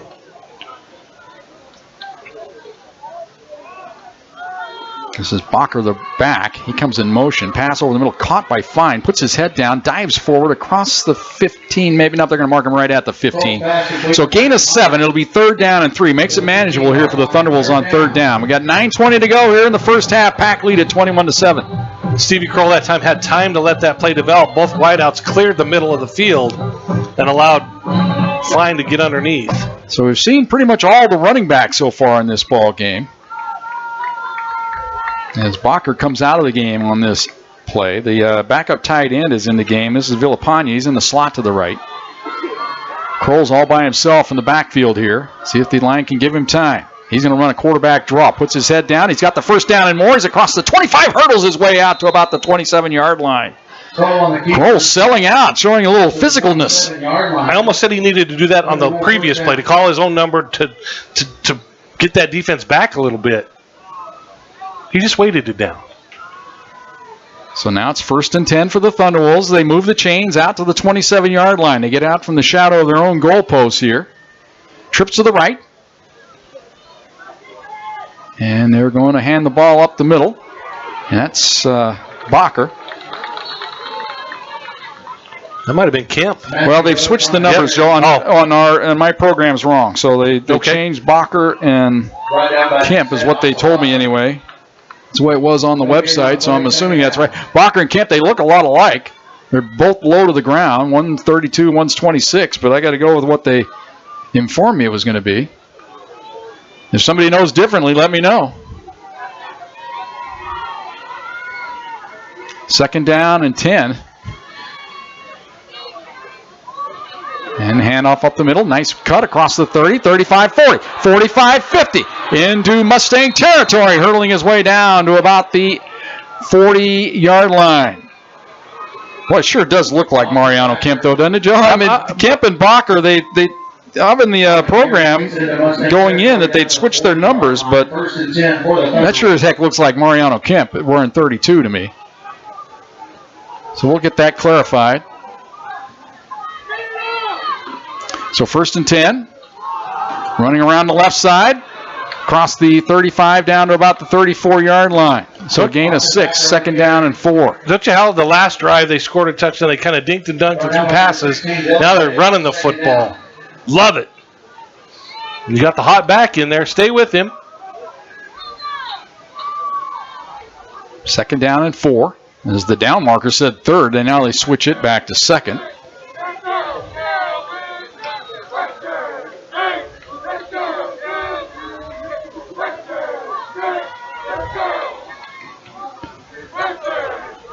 Yeah, I had finished my lineup charts and went to the website yesterday, and they'd flopped those two guys' numbers. But, man, that sure looks like Mario Kemp, who's back to where he was, 32. That's what he wore last year. Pass is deflected. It's intercepted up the sideline. Going to be a touchdown. All the way back for Midwestern State. It's Justin Guillory on the interception return for a touchdown. Now the question is, will it be an interception return or a fumble? Looked like his arm was coming forward. He was hit right as he was about to throw it, and it ends up being a touchdown for the Mustangs. So the game just flipped right there. Well, the Mustangs got great push up the middle, and it just kept, Stevie Kroll just kept backing up, and by the time he threw it, the pass rush was in his face. Oh, the old deflection. We saw that earlier in the game when Midwestern State had a pass deflected, but it fell harmlessly. This time it stayed up in the air long enough for a defender to grab it and take it on in for the touchdown. That turned this game on a dime right now. So extra point try upcoming here. This is Vase, and the kick is up, and it is good. 6:28 to go here in the first half. Midwestern State strikes. They pull within 7. It's 21-14 Thunderwolves on Fox Sports Pueblo. This is CSU Pueblo Thunderwolves football on Fox Sports Pueblo 1350. Let's head to the field and join the voices of the pack, Jim Brooks and Joe Cervi. 21-14 here as Midwestern State has bounced back with the pick 6. So 2 big plays in this game are the bugaboo for the Thunderwolves. The one was the 73-yard touchdown pass, and here they give up. I didn't see what the official yardage was on the returns. Probably a little over, right around 50 yards on the interception return, maybe 60. His arm got hit going forward, but sometimes you got to throw it away to live to play another down, and yeah, it was that extra little double clutch, Joe, that got him in trouble. That's what allowed the defense to get home and hit him. But give credit to Midwestern State. They knew what to do. Once they got the pick, they were off to the races. We didn't have to do anything. There was all 21 of the other players were on the other side of the field. That's when you would trip. Here's the kick. Chance for the return here. Across the 10, 15, 20. That's Rakowski, the freshman on the return, as he and Cook were back deep. Rakowski is a redshirt freshman out of Loveland, Colorado. And it'll be at the 25-yard line. That's where the Thunderwolves will take over. So they answered the bell early in the game after falling behind 7-0 with a big drive. Now, after giving up the defensive touchdown, with 6:20 to go here in this first half, Thunderwolves offense, they need to restore a little order here. Well, and they've done kind of what they've wanted offensively the entire first half. Still 6.5 minutes to go. And we have gotten clarification. 32 is indeed Austin Bacher, who got a majority of the carries on that last drive. Looked good. Jones is in the game this time. And we've got a whistle, and the Thunderwolves commit a delay of game here coming out of the... Man, that is inexcusable. This will be one of those moments where John talks about overcoming adversity. Give up big play and then get a penalty. Wow, what are we made of? Well, the offense is slow to get out on the field there after the kickoff return, and it costs them 5. So it's 1st and 15. Remember last year how many times they were behind schedule? Oh, my goodness. It was just became a broken record. All the pre-snap penalties they got. Well, Midwestern's got new life defensively. You can see it. They got a little juice. Here's the jet sweep to Rakowski. He breaks one tackle, gets back, and going to lose only a yard, maybe 2 on the play. See, that's new life. You talked about the game turning. The momentum is shifted. Yeah, they're like sharks. They smell that blood now, don't they? They're circling. 2nd down and 12 upcoming now for the Thunderwolves. They lead the game 21-14.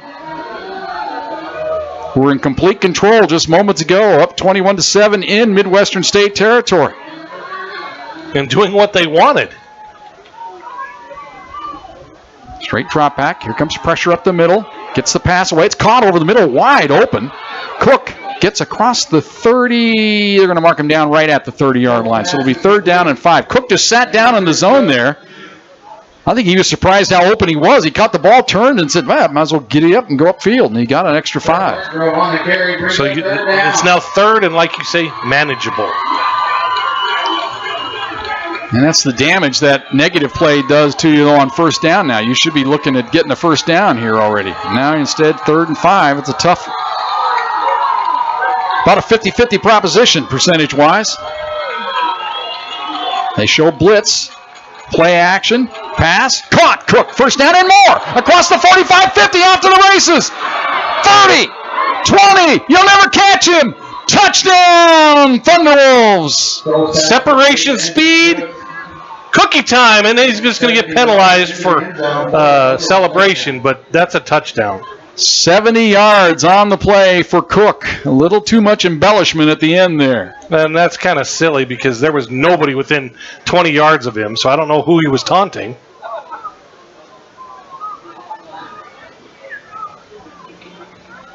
Well, the officials talk it over here.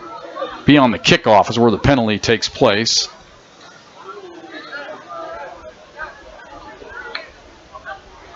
Still waiting for the referee to make the call here as the head linesman is over. Well, they're going to enforce it on the kick, it looks like. They have the choice, or maybe it was on the kickoff. Unsportsmanlike conduct, number 17 of the offense. A 15-yard penalty will be enforced on the kickoff. Okay. When the head linesman kind of gave the little kick symbol, I thought, well, they're going to penalize it on the kick here, but he meant on the kick off. So, in for the extra point, Sullivan Moon. So there's your answer for the Thunderwolves. That taunting was a know your geography taunting, Jim. I think so. Good snap, ball's down, kick is up, and it is good. Man, they caved in the left side of the line that time for the Thunderwolves, but they don't get to the kicker. 4:50 to go here in the first half. Thunderwolves lead at 28-14 on Fox Sports Pueblo. This is CSU Pueblo Thunderwolves football on Fox Sports Pueblo 1350. Let's head to the field and join the voices of the pack, Jim Brooks and Joe Cervi. 4:50 to go here in the first half. Thunderwolves answer the touchdown, 28-14. We've got a funny little note to pass along here after this kickoff here. From their own 20, though, after the penalty. And that was Moon kicking off. Good kick back to the 10, 15-20. Tries to make a man miss. All in all, that works out pretty well for the Thunderwolves. When you give up a 15-yard penalty and the ball only comes out to the 26-yard line, that's victory Thunderwolves. I'm sorry, that was not Moon. Well, our old buddy Tony Wright listening in, he says the guy I'm referring to back in the old days of Wasson was Arthur Griffin. I don't know where I came up with the Moon Man, but maybe his nickname was the Moon Man, but I do remember Arthur Griffin. He was a stud from Wasson. And he played for the Indians, didn't he? Yeah, that's so old that Wasson's no longer a school. That's right. And a penalty here on the Mustangs on the kickoff. But we appreciate Tony for listening as he does each and every ball game. We love Sends Tony. me a note from time to time. He's actually got a gig again. He's doing a little internet broadcasting, which is good. We love Tony. Love him. So it's 1st and 10 at the 16-yard line. Straight drop back. Oh, pump fake. Nothing there. Pass in the flat. Incomplete. Boy, you hate to see when you're on offense the pump fake and then go with the late throw to the sideline because bad things will happen. What I've noticed with Dylan Sterling Cole so far that is if his initial receiver, his primary receiver is not there or the play breaks down, he's not very good. He's very good if he hits the guy he's looking for. Well, Collins started the ball game through the touchdown pass, but they've gone to Cole here. Cole last year he's the incumbent. 20 touchdown passes a year ago, 170 for 300. Did throw 10 picks. He takes it and fakes it in the middle, looks over the middle, fires over the middle, ball deflected, incomplete. Isaiah Herford on the coverage there. Boy, I wish that was a little lower. I could have picked that one. That was a poorly thrown ball, high and outside. Herford wearing the knee brace. A little dinged up in camp. Could be just a precautionary thing. If there's questions with the Thunderwolves defense, it might be in that secondary. They're going to be a work in progress. I think by the end of the year, they'll be pretty darn good. That's movement along the line of scrimmage offside on the Thunderwolves. Free play here for the Mustangs. They throw it up for grabs up the sideline, and it's incomplete. But it'll be a free 5 yards here. And that's damaging because it'd be 4th down. And it was a terrible snap, too. Sterling Cole's pass incomplete. There's a flag on the play. Offside. Number And for the Thunderwolves, the man jumping offside there, Cody Ramming, the junior out of Columbine High School in Littleton. Big, rangy defensive end.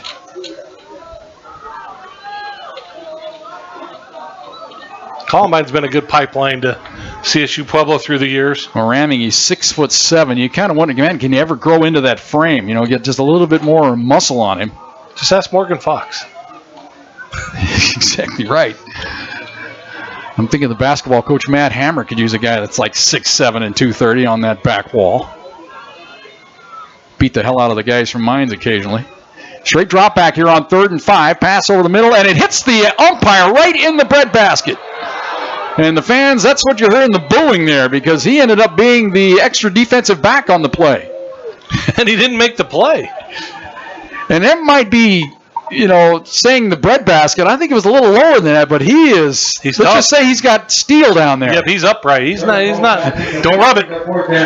Let's just put it this way, Joe. If I was hit right now, I'd be out of the game. Yeah, you would be out of commission. I'm almost incapacitated as it is after the little surgery this week. 4th down and 5 for the Mustangs. Here is the punt. It's away, and it's kind of angled toward the right, but Cook's going to have a chance here. Take it at the 38, cross the 40, 45, 50, 45. Here we go. Cook inside the 35, puts his head down and squats down to the 33-yard line. Boy, you gave him that low kick there, and that's what Cook likes. He's got quicks. I mean, he's just a fast, but he's got patience. And you see that little pause, and he come back and he pause. He's got just great jets, but he's got great patience as well. And that served him well all the way down to the Midwestern 33-yard line. And we got a timeout on the field, media timeout. 4:11 to go here in the first half. Thunderwolves lead at 28-14 on Fox Sports Pueblo. This is CSU Pueblo Thunderwolves football on Fox Sports Pueblo 1350. Let's head to the field and join the voices of the pack, Jim Brooks and Joe Cervi. 4:11 to go here in the first half. Thunderwolves knocking on the door already after the punt return by Cook. They lead at 28-14. The ball's at the 33-yard line of Midwestern State. So, Joe, if you rewind about 10 minutes ago, about the same area of the field, Thunderwolves had the ball when they were ahead 21-7. Yeah, that pick that went 6 for Midwestern, you can't fault the quarterback, Stevie Kroll, but everything else broke down. This will be a great answer drive, though, Jim. Trips to the right. Bingham is the lone running back. He's on the right hip. He takes the handoff around the left side, breaks one tackle, puts his head down, goes north-south flag down. Going to be a hold here on Elijah Reed. Bingham on the carry around So the flag is about 3 yards deep in the backfield. There's a flag on the play. Number 74 of the offense. 10-yard penalty, and then first down. And sometimes, Joe, the tackle gets involved there, and then the play bounced outside, and then Reed's natural inclination is to kind of grab as he feels the defensive back or defensive lineman trying to get away from him. Well, I get that, but it had no effect on the play. It's not like he sprung him for anything. He just was kind of okay, there's holding on every play anyway. But again, know your geography. So it's 1st and 20 now from the 43-yard line. Trips to the right again for the Thunderwolves. Find Mitchell, and the touchdown maker, the freshman, McGarity, is in the slot to the right. He goes in motion now, resets on the right. Well, the Thunderwolves got to get set here for a full second. Now they do. Straight drop back, now going to spin. Here's Kroll looking up the sideline, fires it up the sideline, looking for Nigel Mitchell. A lot of pushing and shoving going on down the sideline. Pass was behind Mitchell, incomplete. Jim, that was a scary thrown ball. Bill McCaskill's on the field yelling at the referee. Yeah, he's out inside the numbers. Are you allowed to do that? 23rd year, 22nd year here, I guess you can. It is his brother. No, it's not his brother. 2nd down and 20 from the 43-yard line. Thunderwolves want to at least get half of this, maybe get a field goal attempt out of all this. Bacher into the game. He shifts to the left hip. Look over the middle, fire over the middle, incomplete. Trying to find Nigel Mitchell, and that sail's incomplete. And this is going to result now in 3rd and 20. It's going to turn into what could be a disastrous possession here for the Thunderwolves when you consider they had the ball at the 33-yard line, looking to put more points on the board with 3:26 to go here in this first half. Well, that was an ill-advised pass. The protection was not the best on that play. It's been great the entire first half, but right there it broke down just a little bit. Stevie rushed that throw, and he threw it across the middle, and that's a little scary. Trips to the right, bunch formation right on the hash mark to the right. Straight drop back by Kroll. Pressure off the edge. Steps up into the pocket. Now moves up, fires down the middle. He's got a man wide open, but the pass is late getting there. It's incomplete. He had Fine wide open, but the ball was late getting there. Great play by the Midwestern safety, just waiting for that ball to come down. And that was Jayen Thompson coming over to break it up. Otherwise, Fine would have had a touchdown. Stevie saw him, and as we did, but just a second too late. Kroll probably could have run that ball for about 10 yards, but he saw the big play in front of him. So now the Thunderwolves, they'll try to punt this deep. Lujan, the punter, puts it on its nose, punts it straight up into the air. Fair catch signaled for and taken at the 13-yard line. So all in all, pretty good job there by Lujan. Fair catch called by Demarcus Harvey. Of course, you'd like to get greedy and get it. Well, look at the spot out to the 15. I don't get that. He caught it at the 13, didn't he? Anyway, know your geography sometimes, but you would like to pin him down inside the 10 there, but we'll take the 15. It's good math, right? It makes the statistics easier. Yeah, I don't quite get the spot there. So now Midwestern State here.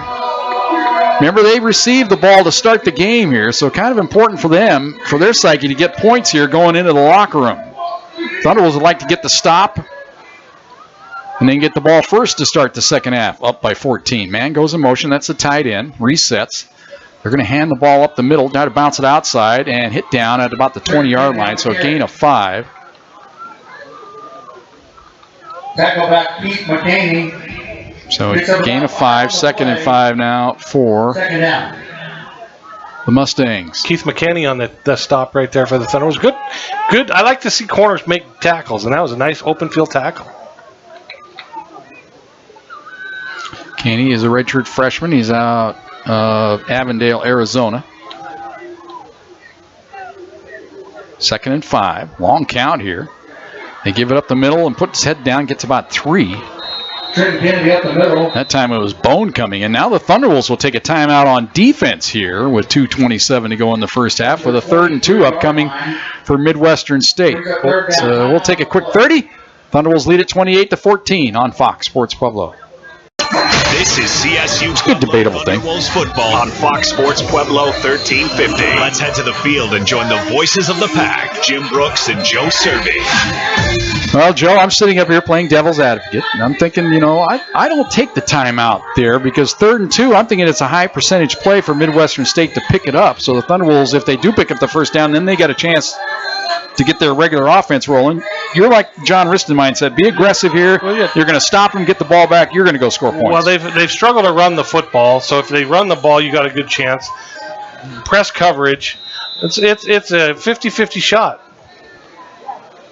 And they're going to run the option play to the left. It's fumbled, and it's picked up by the Thunderwolves. He drops it, falling out, picked up at some down to the 1-yard line, just short of the goal line. Max Gonzalez has it down to the 1-yard line. Well, I'd say that's a good use of a timeout. It was exactly. Back down, Jim. Momar Fall had his hands on it, Joe, and he couldn't quite secure it. He fumbled and coughed it up. Looked like Botts had a chance for it, couldn't get it, and then the big man, Max Gonzalez, almost took it on into the end zone. That's only the second time they've tried to run the option this half, and that's in their repertoire. They like to run that play. Well, it's part of my contract to make John Riston look good. Joe, just did that right there, didn't I? All right. You got to do stand next to it. And it's 1st and goal for the Thunderwolves from the 1-yard line. Bingham is in there to run the ball, and they give it to him off the right side, puts his head down, he spins, he's right to the goal line, no signal, he stopped short. He is a battering ram, but he ran into a wall. And I think Midwestern State would probably be the team to take a time. The clock is still moving. Yeah, okay, that's not a bad deal for the Thunderwolves then here to be stopped, let that clock run. I would think Midwestern State would take a timeout here, but they don't. They have all 3 remaining. The problem is there's 15 seconds on the play clock, and they're still trying to get guys in. Well, I think Thunderbolts will end up taking a timeout here. They're Yeah, just I think kinda, you're right. yeah, John Risson's already looking down. He says, I'm going to take a timeout here when it's at 1. So he's got the line judge's attention. Oh, the Thunderbolts come up on the line of scrimmage here. Maybe John says, beware. No, they're going to run it. They give the ball up the middle, and Jones is taken down at the 1 yard line. No gain. Might have lost a half a yard on the play. They're going to mark it back closer to the 2. Okay, you know all that praise I was heaping on the offensive line? This is where they need to deliver. Right now. So Midwestern State, again, electing not to take a timeout here. Well, Risso's going to run this one down and then take a timeout, I guarantee it. He's going to let it get down to... Well, it looked to me like in all likelihood that's what he was going to do the last time, but he had the attention of the line judge, but then the Thunderbolts went up and ran the play. So now the play clock is down to 1, and they do take the timeout. So we'll keep it here this time with 49 seconds to go here in the quarter. So it's going to be 3rd down and goal now for the Thunderbolts from just inside the 2. Do you get running the ball has been Stevie Kroll, a little misdirection. This tight run against Midwestern's interior defense has been tough sledding the entire first half. It's been a good first half offensively, but that particular part of your offense has not fared well. So do you spread them out? Well, in one short yardage situation earlier, they ran that kind of, well, I call it the reverse wishbone. You call it the diamond. Either way you want to look at it. In other words, the fullback almost lines up. You have 2 fullbacks up on either side of the quarterback with the eye back right behind the quarterback from the gun. And I love that formation for this team because it's worked well, and they have confidence in that formation in this half. Only problem is when you got the ball deep in the backfield. We talked about the Mines game many years back when they ran shotgun on 4th and goal from the 1-foot line and got stuffed. Now, granted, a touchdown right now would be just the absolute perfect cherry on the top of this half, but a field goal wouldn't hurt either. Bacher is into the ball game. That's some big physical beef there in the backfield, along with Bingham, who lines up to the right hip. I do not put the ball up, though. I guarantee you that. Goal from the gun. He keeps it. Pump fake. Pass in the flat. Incomplete. He was trying to go to Bingham and threw it behind him. Now it's 4th down. Thunderbolts got to kick the field goal. And John Risson saying, get the field goal unit in there. So that pass was behind Bingham. He had him open. They had what they wanted. He just kind of rushed the pass that time. You don't get your feet underneath you. Well, he had to sidearm it underneath the defender, and then Bingham was kind of turned around. So now Moon in to try the field goal. It's a tough angle here on the right hash mark. It's only going to be about a 19-yard field goal attempt. So less than an extra point. Yeah, the goalposts kind of shrink down here when you're kicking from this angle. Got to be pure. Ball's down, kick is up, and it is good. He went right through there with 41 seconds to go here in the first half. Thunderbolts extend the lead to 31-14 on Fox Sports Pueblo. This is CSU Pueblo Thunderwolves football on Fox Sports Pueblo 1350. Let's head to the field and join the voices of the pack, Jim Brooks and Joe Cervi.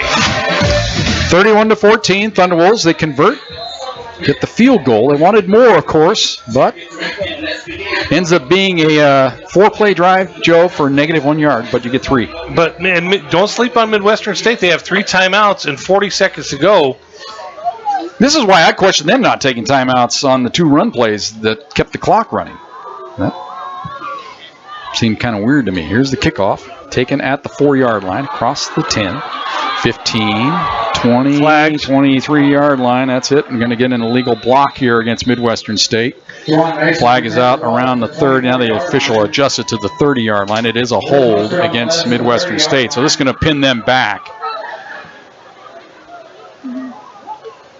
34 seconds, all 3 timeouts, but the length of the field to go almost. Yeah, it almost tells me they're going to run a play and be done with it, I think. When's the last time a coach went to halftime with all his timeouts in his pocket? That's why I couldn't figure out why they weren't taking them, Joe, when it was at the 1-yard line. What's it going to cost you? Yeah, exactly. That's just giving the other team an extra minute and 30 seconds in their bank account. And they are going to go into victory formation here and be done with it. And they take a knee, and that will do it for the first half. So the Thunderwolves, after perhaps a slow start, after giving up the big play earlier, they've bounced back, put up 31 points on the board. They'll take a 31-14 lead to the locker room. The athletic director, Paul Plinsky, will be our special halftime guest. That comes your way next on Fox Sports Pueblo. And now we can go because I'm recording now. Because we want to record this interview. If it's all the listeners that aren't watching the ball game or listening to the ball game, they want to hear what Paul Plinsky has to say at a later date. So we go ahead and record these interviews we do with him. But Paul, welcome to the show. Good first half for the Pack. It was a good first half. You come in here and the sun is blaring on us is at the east side of the stadium. Yep. And our fans who are loyal are right behind us. But we probably made a strategically poor move in that we put 5 tents behind our team bench. So what it did is it pushed our team out from the bench area, and so that's why we got a couple sideline warnings and then the penalty. So you can see our staff are now dismantling the tents. But the sun has gone down over the west side bleachers, and it's a beautiful stadium. It's a community venue, so they share this with the high school, the independent school district. It's pretty common in Texas. But what I don't like about it is it loses the home field advantage feel. There's the culture of being close to your campus, having the excitement, the energy just is a little bit lacking, although I would guess they've got close to 6,000 people here. So it's an interesting environment being in the Lone Star Conference, which is in our region, and it's a great opportunity for us to see what the Pack can do. So off to a good start. What year did you start? 2018. How good a first half of football was that you've seen, and comparatively granted, you got to take the COVID year out because they didn't play. That's a pretty good first half of football offensively. I came into this game just hoping that we could control the line of scrimmage, that our quarterback could make smart plays, and that we could hold it together on defense and contain them. And aside from that one slant play that they had that went for about 70 or whatever it was, for the most part we've done that. And historically, Csu Pueblo started the season slow and then picked up steam towards the latter part of the year. And I feel like there's something different this year. There's something that COVID, there's something that last year and being 6-5, there's something that created some extra energy for these guys to come out here and prove that last year was not an unusual year for the Pack. Well, it's always good to see a guy come into the ball game, the freshman McGarity. His first time he touches the ball, first play he makes, go for a touchdown. That's always nice. Yeah, it's pretty amazing to be able to see a collective group of guys, whether they're newcomers or they've been with the program for a while, to be able to come in and do some neat things. So it's it's one half a play. We know that the sun is now going down, so it's getting cooler. The game is getting a little bit more into going to be a track meet. So we'll see what happens this second half. But I'm happy with where we're starting now, and hopefully we can keep this momentum going. Well, you got to feel good about able to kind of back into this game because, of course, Commerce going Division I, that left you with a glaring hole in your schedule, but you get a very quality opponent to take their spot, not only for this year, but next year coming to our place. Well, that's absolutely right. So when Commerce decided to make the announcement they're going to Division I, Kyle Williams, the athletic director at MSU Texas, called me and he said, "Hey, would you be interested in playing?" So first thing I did is I looked them up and I was like, ooh, they were 7-3 last year and they should have made the playoffs. Yeah. And then I looked up, kind of our history against them. We played them in 2015 in the playoffs. And so they're a very good opponent. And then they have a returning quarterback, D1 transfer from Arizona State. You're thinking, oh, not a good move. And then you got Grand Valley State coming in the next week. And then you got to host to Western Colorado, who was in the playoffs. And then you got to go to Mines. And I'm thinking, okay, I just set up Coach Briston for a 4-game gauntlet is a good way to say it. But, let's play one game at a time. Well, at least you know what would happen. He wouldn't have to be afraid of the guy that gave me this. I got to, you know what I'm saying. You're John, we got to talk. Bring your playbook. But you don't have to do that when you set the guy up for schedule-wise. But John, historically, and just his makeup, and we all know him well. Jim went to school with him when we grew up together. He wants to play the tough games. Yeah. Because at the end of the year, they matter. They do. They matter. Yeah. And you play a cupcake schedule and you're 10-1, you're not making the playoffs. Well, win or lose, this game on the road will help us more than anything else. Yes. And I will say this, too, that I'm real proud of the Thunderwolves, is that they made some real tough personnel decisions in the offseason. They told some student athletes to leave because they were not good for the program. And on top of it, they had some coaching changes, and we were able to bring in a high-quality individual in Braley Brown as our wide receiver coach. He was at Colorado Mesa. They led every statistical category last year on offense, and he was the offensive coordinator. So he's complementing Darren Wilkinson, and then he and Chris Symington, the three of them together, are able to put a plan together that's strong. And then on defense, we bring in a guy from Division I Oregon State in Kendrick Van Ekeren, and now we have Levy moving into the DC role because he took over for Miles, who got the Colorado Mesa job. And now we've changed some of the things that were part of a culture last year that impacted us. Well, and you like the dynamic of Braley Brown on the head side on the field, and Wilk up top seeing the big picture. Right. And they can both complement each other, and then Braley can help Steve or the quarterback, whoever it happens to be, and help work through idiosyncrasies that they'll see during the game, that Braley has that recent expertise as a quarterback. So there's some things right now that I think are coming together, which make me really thankful, because it's been a long off season. It's been a long year, and we were 6-5, and you're looking around thinking, is this Pac football? Because it's not. Well, let's talk about what else is going on campus. It's been, you take the whole summer off. I know you're always working behind the scenes doing things to get ready, but man, it just comes upon us all of a sudden, and it's been a hot, fast start for a lot of the programs at CSU Pueblo this fall. It has. We have 6 teams in regular season, and then on top of it, we have men's and women's golf, because they do their fall and spring competitions.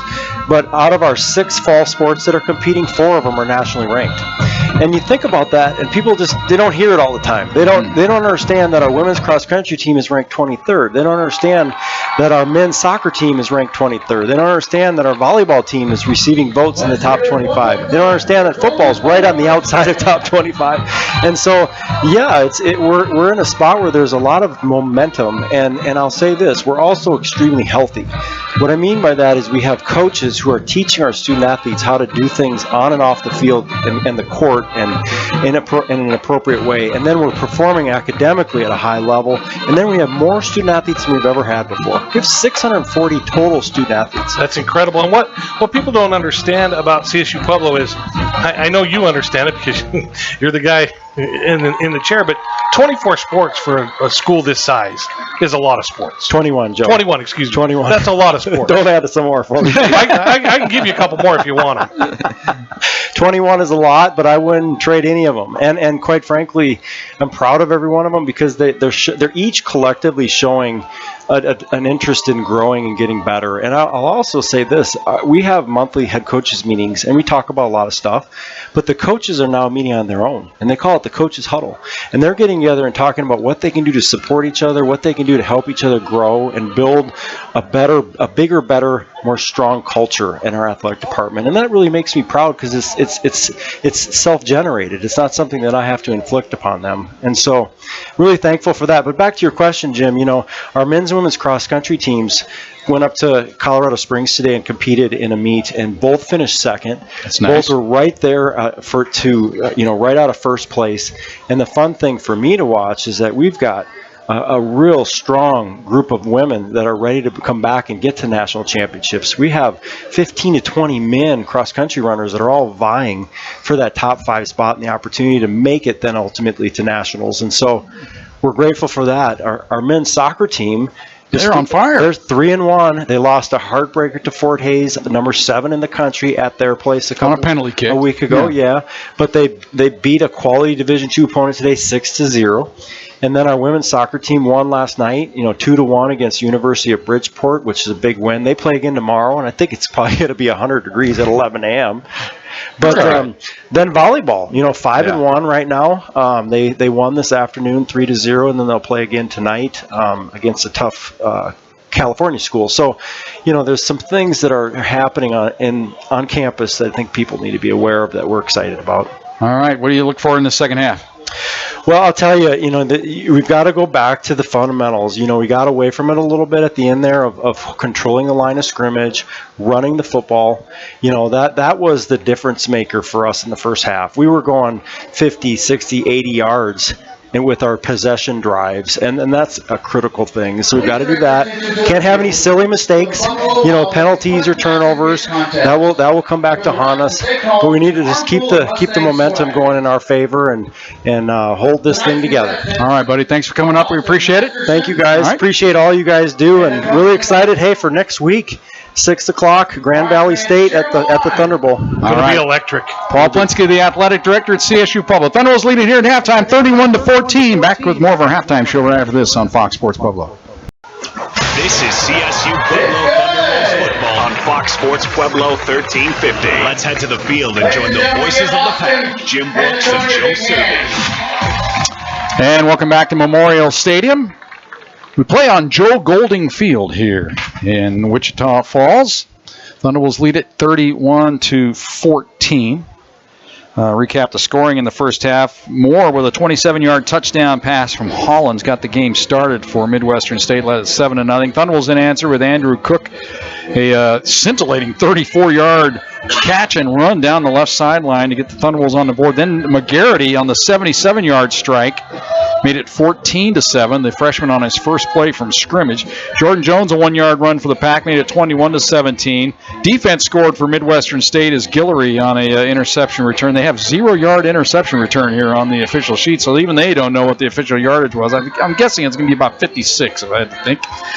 Cook, 70-yard pass from Cole, made it 28-14. Then Moon with the field goal late to make it 31-14 here at halftime. Some of the first half numbers here. Thunderbolts with 14 first down, Midwestern State with 7. Thunderbolts with 95 rushing, 252 through the air.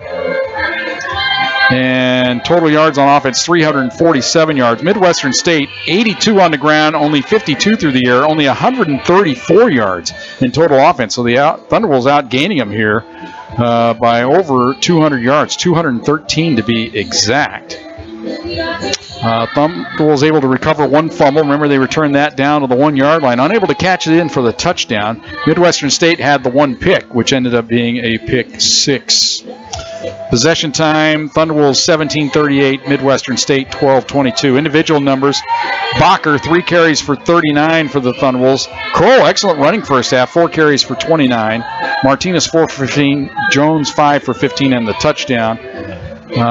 Hollins had the 1 carry for 53 yards for Midwestern State. Jackson, 5 for 20. That can't be right. He didn't have 53 yards on that game. Anyway, we'll check into that. Kennedy, 4 for 9. Through the air, passing in the first half. Kroll, 12 of 22, 252 yards, 3 touchdowns. Hollis was 5 for 9 for the 1 touchdown, 35 yards. Cole, 4 for... That's where they've got it screwed up. That should be... They've got the passing yards incorrect there for Midwestern State. It's the first game of the year for the stats crew, folks, is what we're trying to say here. Thunderbolts lead at 31-14 at halftime. More of our halftime show right after this on Fox Sports Pueblo. And welcome back to Memorial Stadium. I hear music in the background. I think I missed my cue, Joe, but sometimes you do that. But we're here. Thunderbolts on top, 31-14. We still got about 4 minutes here, so we'll go ahead and do a couple scores here. We'll go around the RMAC right now. A lot of games took place Thursday. Black Hills State defeated Dickinson State 17-2. Grand Valley State, the headliner game probably in the country this weekend, defeated Mines 25-22. We'll have Grand Valley State in at the Thunderbolt next Saturday night. South Dakota Mines defeated Missouri S&T 43-20. Angelo State defeated Chadron State 35-0. Eastern New Mexico over Highlands 34-18. Mesa went to, where is William Jewell? I think that's in Missouri, and 37-14 was the final there. Western State was down 20-3. Toward the end of the first half against West Texas A&M. Adams State is at Western New Mexico later tonight. Fort Lewis is idle. Around the state, on Friday night, last night, TCU defeated Colorado 38-13. Michigan earlier today defeated CSU 51-7. Air Force over Northern Iowa 48-17. Northern Colorado had a lead early but ended up losing 46-34 to Houston Baptist. Baseball action night, Rockies and the Reds, they are delayed right now, weather problems. And, the Red Sox won today. Red Sox did win again. They're making their late push here. Just to make they got to win about 10 in a row just to get within 2 or 3. Just to make you crazy. Well, Benny Bash, a big Red Sox fan too, of course. But they had that little spell where they just, when Sale breaks his hand on a bike ride, that just, or breaks his, he's broken everything. The guy's fragile. Yeah. They needed that. All right, we're going to come back in a couple of minutes. We'll have the second half kickoff. It comes your way next. Thunderwolves lead at 31-14 on Fox Sports Pueblo. This is CSU Pueblo Thunderwolves football on Fox Sports Pueblo 1350. Let's head to the field and join the voices of the pack, Jim Brooks and Joe Cervi. And welcome back to Memorial Stadium here in Wichita Falls, Texas. Joe and I made the flight down here, courtesy of Kevin Shriver and Paul Plinsky. Shout out to Shrive. I know he's dining in Pueblo. He's got Kennedy's birthday. Happy birthday, Kennedy. We're glad you had a birthday. We're sad it was today because we like traveling with Shrive. He makes road trips fun. And if there's one person who's upset that he's not here with us today, it's Kevin Shriver. Yeah, he's kind of like our ears on the road to our producer there, as well as Benny Bash, both yelling at us, "Get Cervi turned up! What's the matter with you?" What I love about Shrive is he's a booster, and he does a lot for the school, but he's a good guy and he's a fan. Yeah. He wants everybody to succeed, and he just loves the team. He loves the program, and it's just good to have a guy like Kevin Shriver. Plus, he's a good dude. Sometimes just being a good dude's enough. This is like the first game for me here tonight as well, because it is. But with all these, my system here, for some reason, we will not have a post-game interview with John Rustin because I can't make. Yeah, I know he's going to be upset about that. He's going to be hot. And the wireless system, it works and everything, but I can't get it funneled through. I think I'm on the wrong channel, so I don't know what I did wrong. So Jim is going to be playing with his equipment tomorrow. We'll have film of that at 11. Yeah, I made sure to tell Paul Plinsky as he was walking out the door to make sure that John knows that we're here and we're doing the game, but our wireless is inoperable. So, I apologize. He doesn't have to have those scintillating words for you at the end. Oh of the no, game. he if things continue this way, he'd want to talk. But hey, we still got 30 playing football minutes to go. This is far from over. And, of course, there'll be plenty of time for John to talk on Wednesday on the John Riston Show. Brought to you by the Car Pros. We should mention that Waste Connections is the official sponsor of Thunderwolves football on our broadcast all season long. They made that agreement here late in the week. So we thank them for climbing on board, sponsoring our broadcasts. Here's the kick. Thunderwolves get the ball first to start the second half. Ball angles into the end zone and out the side of the end zone, so it'll come out to the 25-yard line. So good directional kick that time for Midwestern State. Pickoff goes into the end zone. Sun is setting in the west here. You can see just a little bit of sunshine in the left upper corner of the stands across the way here, but the field now is in full shadow with the lights taking effect. You know who's happy? The receivers. Yeah, exactly. I don't have to look back in that sun at all. Wide receivers are celebrating right now, but the only other problem is the lights really haven't taken full effect yet. Yeah, it's twilight. We're in the gloaming here. First and 10, Thunderwolves from their own 25-yard line, leading the game 31-14. Straight drop back by Kroll, looks right, fires right, ball caught by Bingham. And breaks a tackle, gets out across the 30 to about the 33-yard line. Shoestring tackle there. Yeah, he was one shoelace away from taking it another 15 yards. Gain of 8, second down and 2. So good positive play to start the second half. Here's where the Thunderwolves, you just loved, as they used to say in the old days, matriculate the ball, Hank Stram right down the field, get a touchdown. Eat about half the quarter, wear them down, pick up first downs, move the chains. Second and 2. Movement along the line of scrimmage. Everybody gets reset, though. And they give it to Bingham up the middle, and he's thrown for a loss of a yard.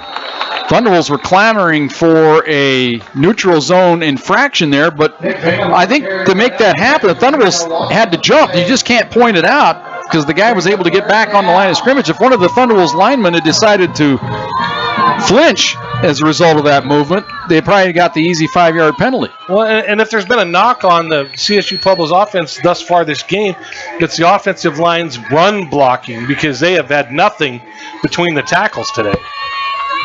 So now 3rd and 3 here. Jones into the game. He shifts to the left side. And that's not Jones. That's the other running back. Here's a pass caught by Cook, first down across the 40 to about the 41-yard line. They actually checked in Keon Martinez into the ball game there for that play. And he does pick up enough for a Thunderbolt first down. Martinez, a good-looking running back, transferred in from the University of Idaho. He's a sophomore eligibility-wise. He's from Regis Jesuit High School in Denver. First and 10 Thunderbolts at the 41-yard line. They lead it 31-14, 13-15 to go here, just underway in the second half. Mitchell wide to the left here, right close to us. They give the ball up the middle. Martinez breaks a tackle. Oh, stumbles forward for about a yard. He could see that sideline ahead of him, and he just, turf monster tripped him up. Oh, my. That entire right side of the field was wide open had he been able to bounce that out. But, again, he didn't, so it was a 1-yard gain. Second down and 9 from the 42-yard line.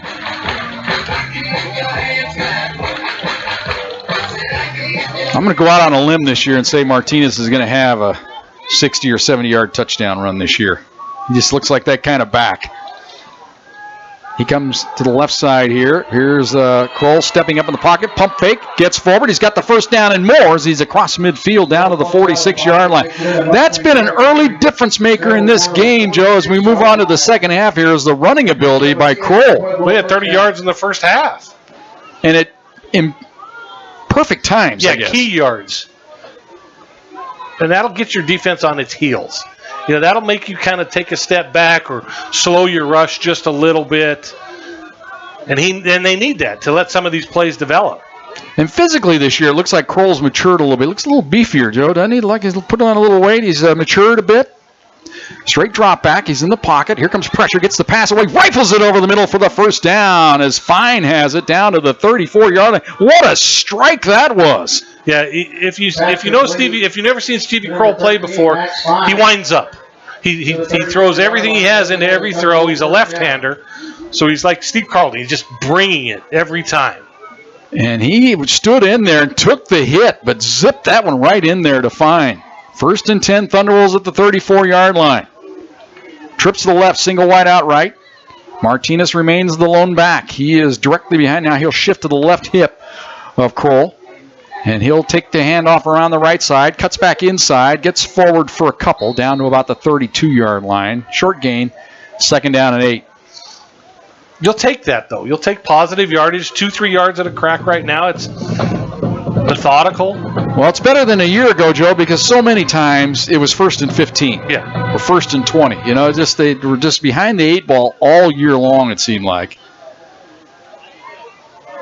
They're running a lot behind Cade Chapman tonight, if you've noticed on the right side. Big junior out of Rock Canyon High School. Calls Highland Ranch home. Second down and 8. And they're going to run the option play to the left, and it's going to be a keeper here by Kroll. He puts his head down. He dives forward inside the 25 down to the 21-yard line. He was running the option play that time with Cook, who came in motion, but there was no choice there. It was so wide open, Kroll just tucked it and ran it early. I'm pretty sure he's not going to pitch that ball ever. But he did it run it to the left side, so he is a left-handed quarterback. So it's down to the 21-yard line. 31-14, Thunderbolts on top, driving here with the initial possession. Bad snap, though, and Kroll dives on it back outside the 30 at about the 32-yard line. So that's going to be a loss of about 11 on the play. It's going to be second down now and 21. I don't know if that was Jonah Stupar jumping the gun. You know, John Riston said Jonah Stupar could be one of the best centers, not in just the RMAC, but in all of Division II this year, the Pueblo County product. I don't know if he just went on the first sound and no one was ready, or we don't have replay here. So it was definitely went awry, didn't it? Kind of to the outside and left side. Kroll just couldn't get his hands on it. Did a good job alertly getting on it. Bacher's into the game, the running back. And he'll take the handoff around the left side. He runs hard, but good defense there, stopping him for a gain of maybe a yard on the play is all. So it's going to bring a third down now and 20 at the 31-yard line. So Thunderbolts in a kind of a precarious spot here on the field. They want to get probably 10 yards here on this third down play to set up a reasonable field goal attempt. I don't think John Riston's really interested in attempting 48-yard field goals to start the half. with a relatively inexperienced kicker. Play clock already down to 10, and they're still not to the line of scrimmage. They need to do something quick. And now they still don't know what they're going to do. Now it's down to 2, it's down to 1. John Risson takes the timeout. So there is the timeout. 8:50 to go here in the third quarter. Thunderwolves lead at 31-14. Big third down coming up on Fox Sports Pueblo. This is CSU Pueblo Thunderwolves football on Fox Sports Pueblo 1350. Let's head to the field and join the voices of the pack, Jim Brooks and Joe Cervi. 31-14. Thunderwolves on top here. Third down and 20 upcoming around the country right now. BYU leads South Florida 38-14. USC over Rice 59-14. They move to the fourth quarter. Fight on. Florida over Utah 14-13. They're just starting the third quarter there. Kentucky leads Miami of Ohio just underway in the second half 20-10. Baylor over Albany 35-7. That's a halftime score. Wisconsin leads Illinois State 17-0. Third quarter score there. Late first half score, Notre Dame over Ohio State 10-7. Alabama over Utah State 31-0. Those are the games in progress in the top 25.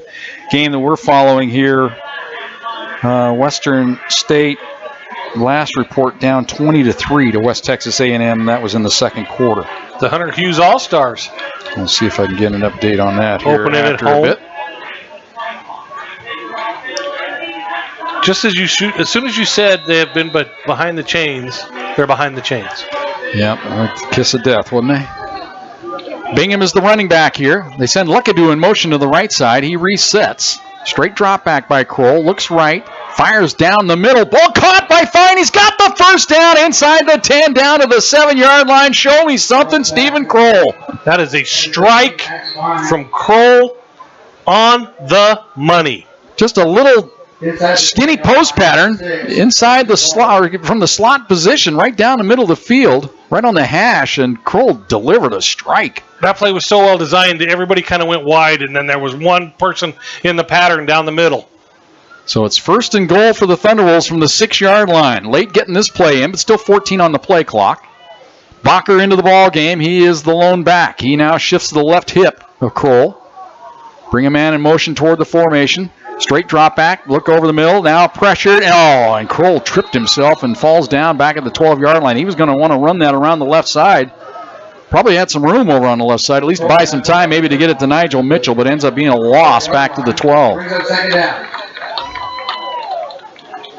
Stevie. Yeah, what happened there? Tripped himself up. You know what I think he saw? He saw daylight, and he was like a cartoon character. His feet were moving, but he was going nowhere. Again, taking their time getting this play in. Thunderwolves have had it for the entire third quarter here. They've run off half the quarter now as we're down to 7.5 to go. Well, that was part of the equation. Use half the quarter and get a score. Bacher the lone back on the right hip. They're going to run a quarterback draw, and this time Kroll gets nothing. So it'll be third down and goal from the 12-yard line. That was designed quarterback draw all the way there as he was going to use Bacher as the lead back. Bacher will come out. Now they come in with their receiving package. Rakowski comes in the ball game. Also the scat back, Keon Martinez into the game. See, this is where I look for Nigel Mitchell on a jet sweep. Something misdirection now because they haven't run it for a quarter and a half now. Well, you want to make sure you don't screw up the field goal here. Right. You don't want to force anything here on third and goal from the 12. They show blitz. Here they come. Gets rid of it, fires it to the back of the end zone. That's a hold. Flag comes down against Midwestern State. Yep. They held on the play as they were trying to get it to Rakowski, and the safety just reached out and grabbed him. Michael Gardner had a jersey full. Two referees with the call there. That was an easy one to make. Well, and give Michael Gardner, because it would have been a touchdown had he not done that. And Rakowski did a good job of selling it. He threw his arms up and said, hey, man, I'm being held here. So this will be marked down to the 2-yard line, I got to believe.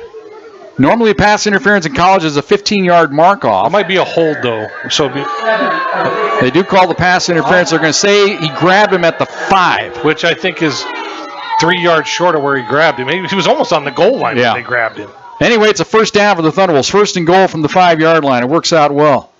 I'd run it 3 times. And they've got the big physical back, Bacher. One, just to prove that you can. He's out of California. He's a junior college transfer. Send a man in motion. That's the backup tight end. They give it to Bach up the middle. Puts his head down. Lumbers into the end zone. Touchdown. Welcome to the pack, Austin Bach. He's out of Marietta, California, and he is into the end zone for the pack. You know, of the 5 guys or 6 guys we talked about, we didn't talk about him much. We're going to now. Exactly, man. He is a load coming through there. And we got an injured player here for Midwestern State. As not only is their ego injured right now, they're physically injured. As that was, you talk about a textbook drive, Joe, to come out of the locker room, get the ball first to start the second half, take all that time off the clock. We're down to 6:35 to go here, and you get a touchdown to boot. 8.5 minutes and a score, and you had a bobbled snap. You had a penalty. Overcome a 3rd down and goal from the 12. Got the pass interference.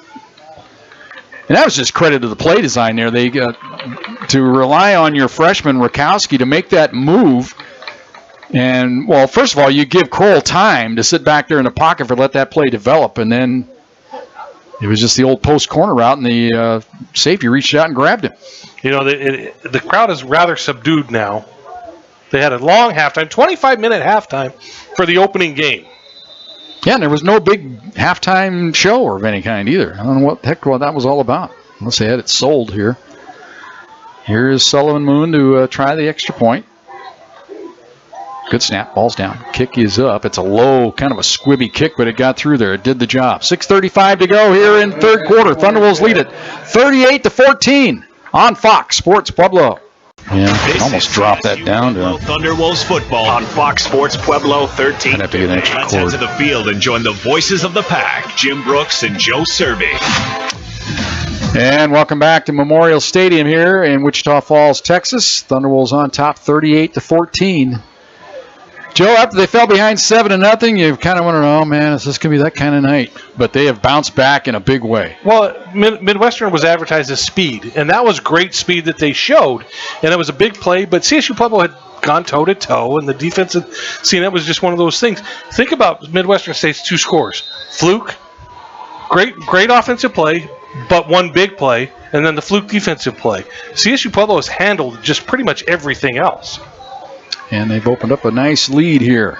But it's not nice enough. Yeah. You figure this team's going to need one more. It's going to need one more. Just to make you feel comfortable. One more.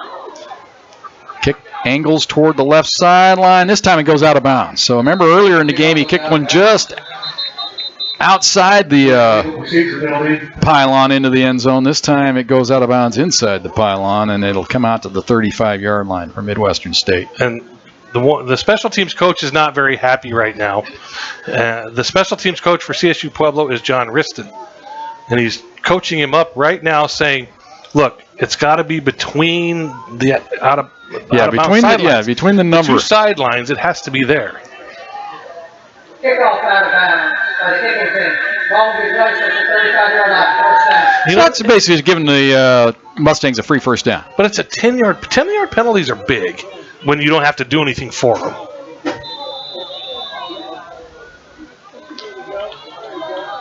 Hollins is the quarterback to start the second half. Remember, he didn't start the game. They hand the ball up the middle. Decent hole out across the 40, out to around the 44-yard line. So a quick hitter. And then a little jaw-jacking there by Cavante. Hey, Cavante, you're down 38-14, dude. 9-yard gain on the play. Gets 9 yards. Big deal. Second down and a yard. You know, CSU Pueblo got a taunting foul. Yeah, what was that? Nothing, and You gotta be kidding me. All right, second and a yard. And he takes the handoff this time, and then he's snowed under. Momar Fall, along with some help there for the Thunderwolves. Looked like Herford came up from his cornerback position. No gain. It'll be third and a yard.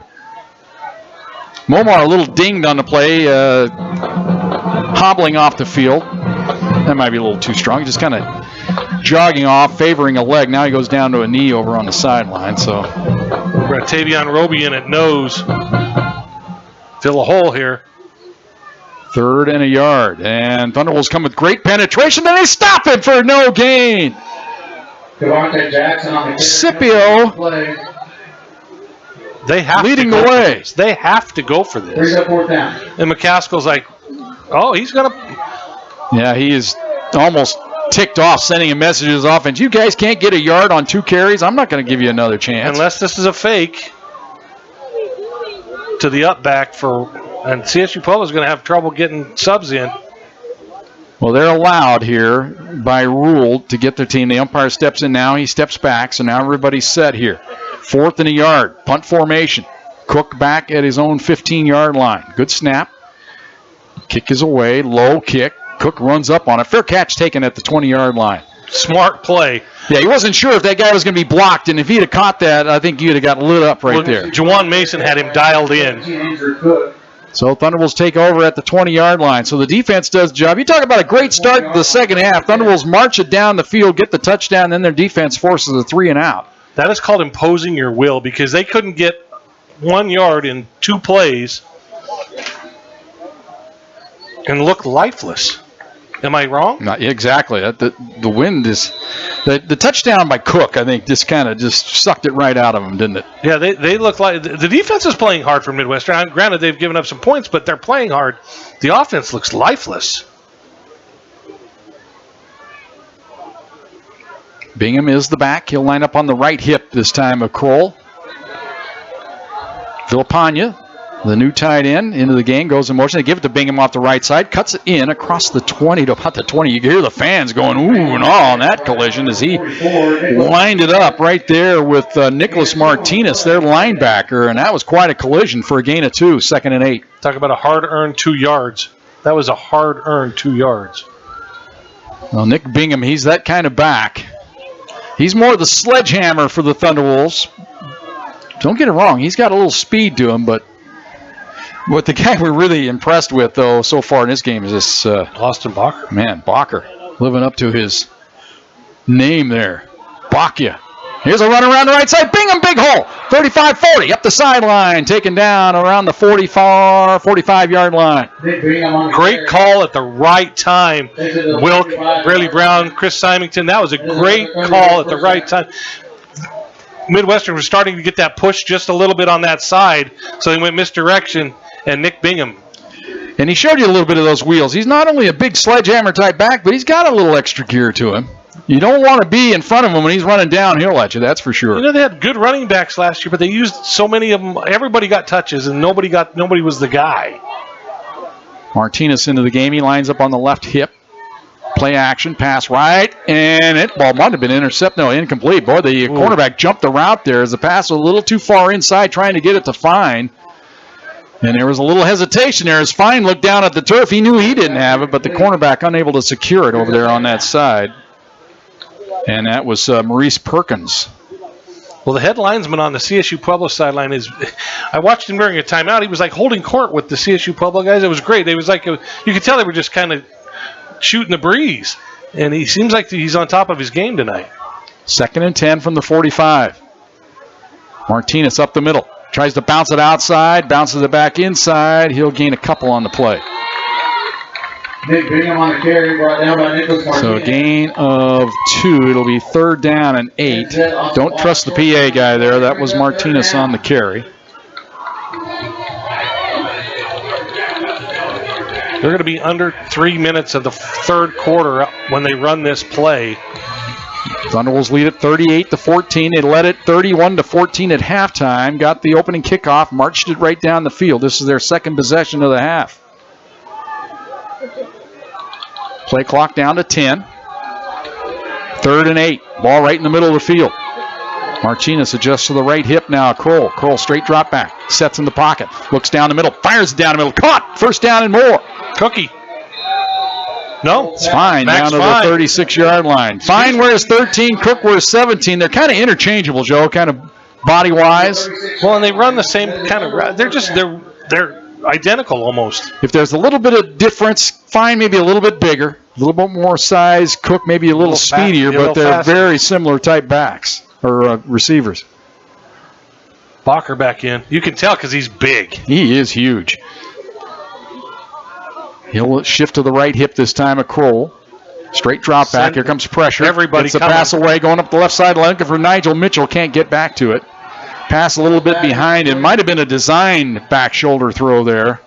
But the cornerback was running right with Nigel. Nigel was trying to get away, but he just had too much forward speed himself. Well, and it looked like you said, if he'd have just run through the pattern, because I think Stevie was just kind of trying to overthrow him, but he tried to put on the brakes for that back shoulder, and it just wasn't going to happen.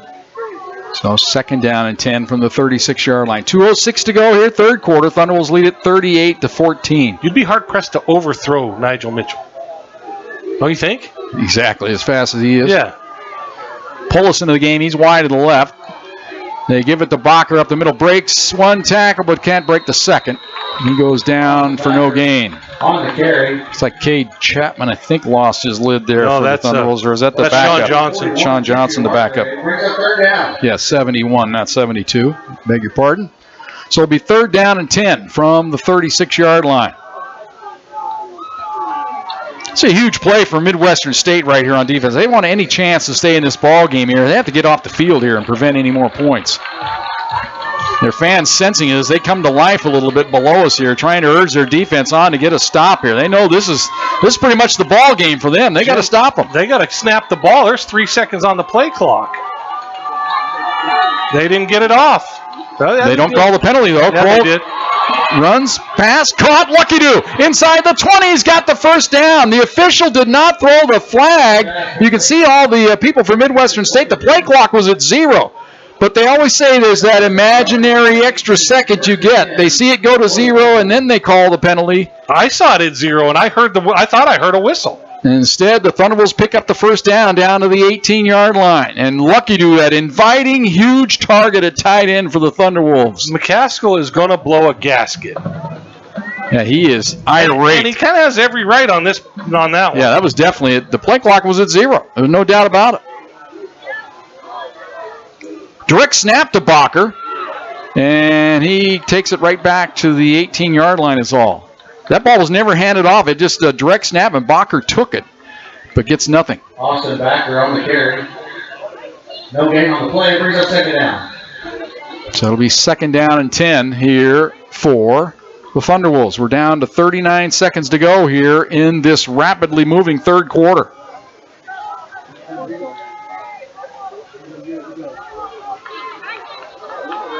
In real time, this quarter has only lasted about 26 minutes to this point. That is rapid. 20 seconds to go in the third quarter. Kroll all by himself here in the backfield. Takes the snap. Here comes pressure. Flushed out of the pocket. Rolls left. Looks back. Fires down the sideline. Caught on the sideline. First down by Paulus. He's got the first down to the 7-yard line. What a comeback reception there by Paulus, but an even better throw by Kroll. How about the mitts? Just hanging on to that ball. And Stevie, again, he's left-handed, so the sideline was his friend. Clock stops momentarily here to move the chains. Now rolls, and that is the end of the third quarter. End of 3. Thunderwolves dominating here on the road. They lead it 38-14 on Fox Sports Pueblo. This is CSU Pueblo Thunderwolves football on Fox Sports Pueblo 1350. Let's head to the field and join the voices of the pack, Jim Brooks and Joe Cervi. Back for the final 15, 38-14. Thunderwolves on top. On the doorstep, looking for more here. Is at the 6-yard line of Midwestern State. And it's 1st and goal at the 6. You got to run the football, Jim. You just got to take the will. Break their spirit. And we'll see who they trot out here. Looks like it's going to be Martinez. They might have an extra back here. A lot of times they go with a double back setup here. Bingham's kind of interchangeable. He's played a lot of fullback in his career.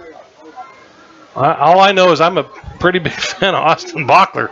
Well, they got Lucky Do on the slot to the right. They got the other tight end, Villapana, on the slot to the left. So that's an extra blocker on each side here. Martinez adjusts the right side. They fake it to him. Square in pattern. Back shoulder throw. Touchdown. Thunderwolves.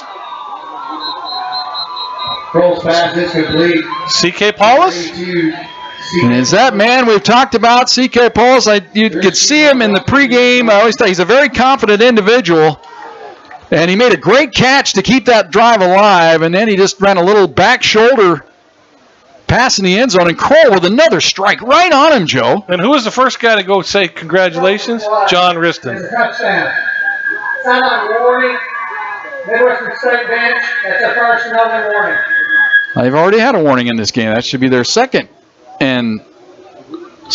Maybe and get one and a half. Maybe. I don't know. Hey, if that's the worst. Well, CK Pauls, he was around the program last year. Didn't catch any passes, but he's made his presence felt here tonight.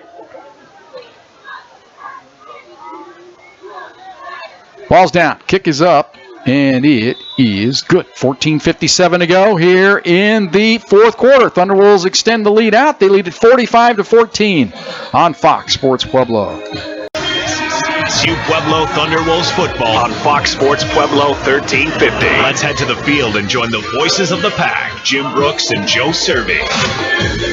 Well, Joe, we kind of mentioned that John Risson, the first guy down there to congratulate CK, but they talked about, John's even talked about, they had to have a summit, basically. Because CK, we talk about saying he's confident. That's code for he's cocky. You know, he's very, he enjoys his talent. He likes to talk a little bit.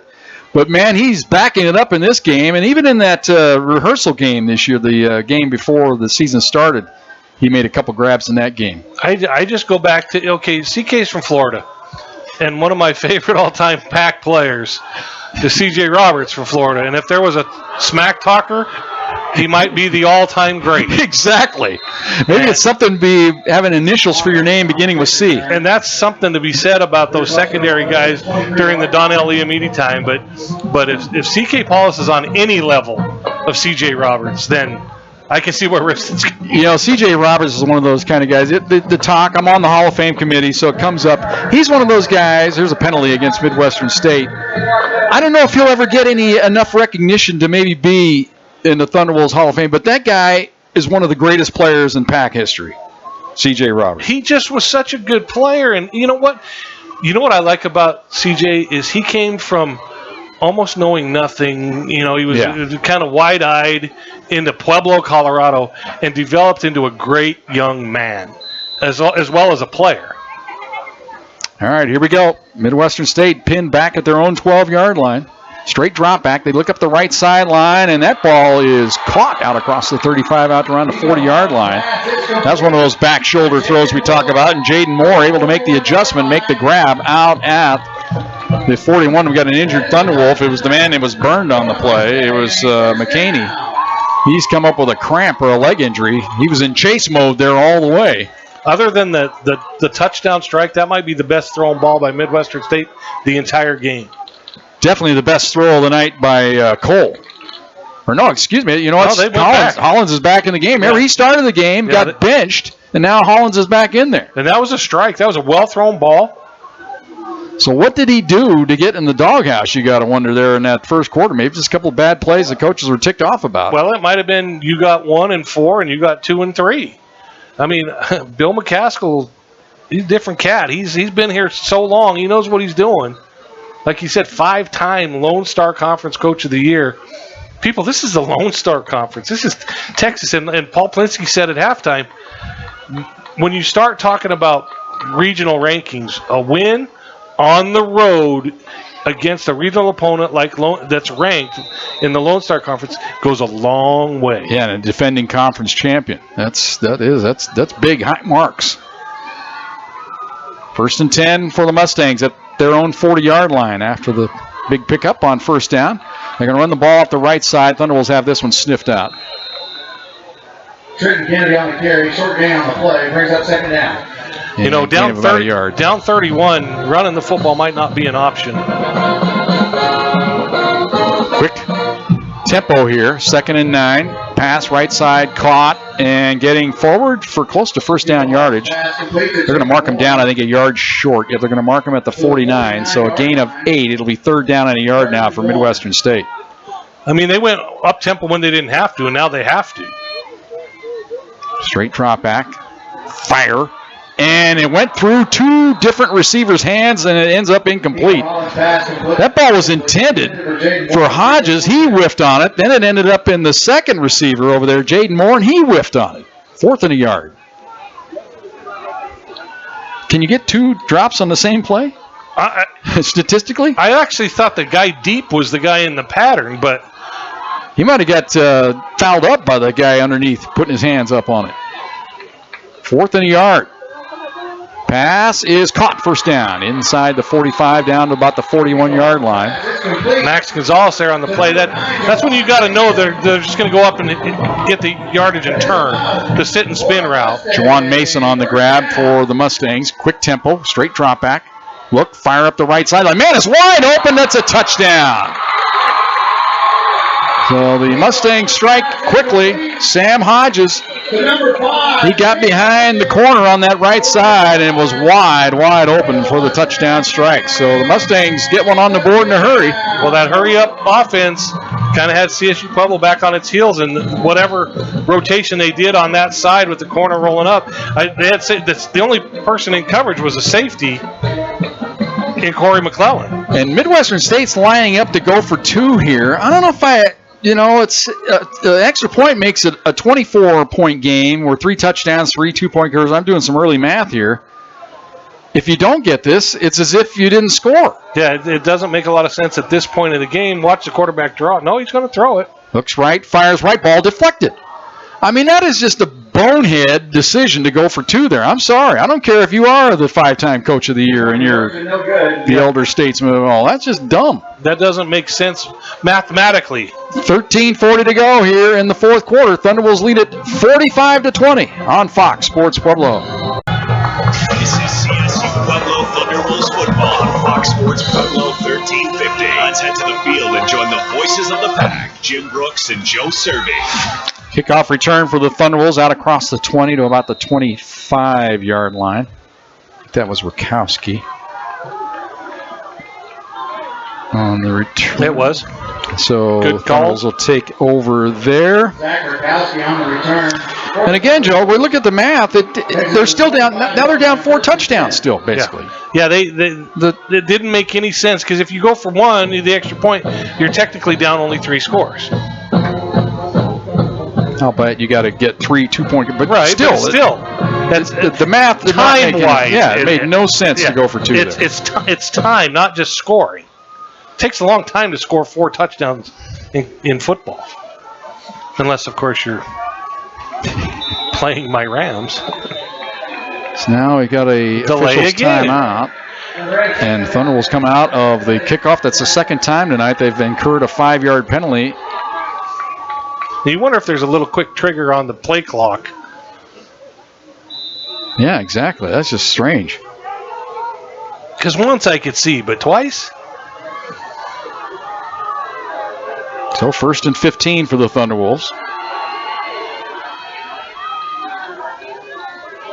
Straight drop back by Kroll. Looks, fires, caught. Mitchell has it. He gets the penalty yardage back out to the 25, so it'll be 2nd down and 10. At what point do you bring Stevie out? I mean, this drive and then it's a little too much in doubt at this point. Yeah,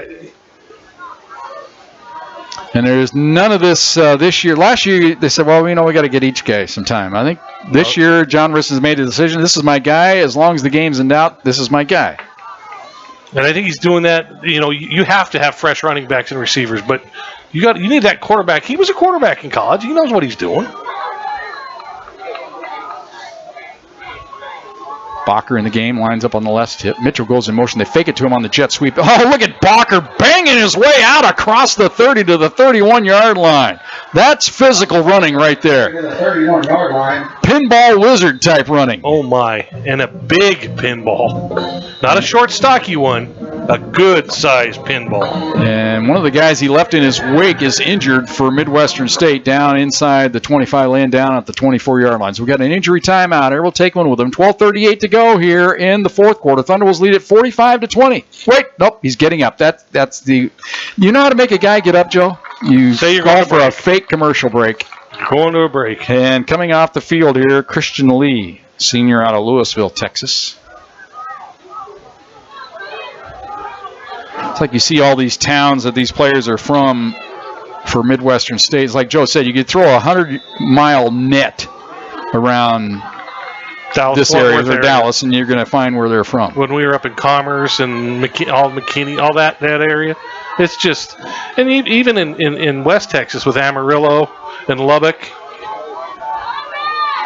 3rd down and 4 now for the Thunderwolves. Looks like Martinez is in the game to play back, or is it Jones? We'll see here. Can't quite tell at this point. Can't see the number. Well, that's not Bacher. It is Martinez. Straight drop back. Here comes pressure off the edge, and they've got him.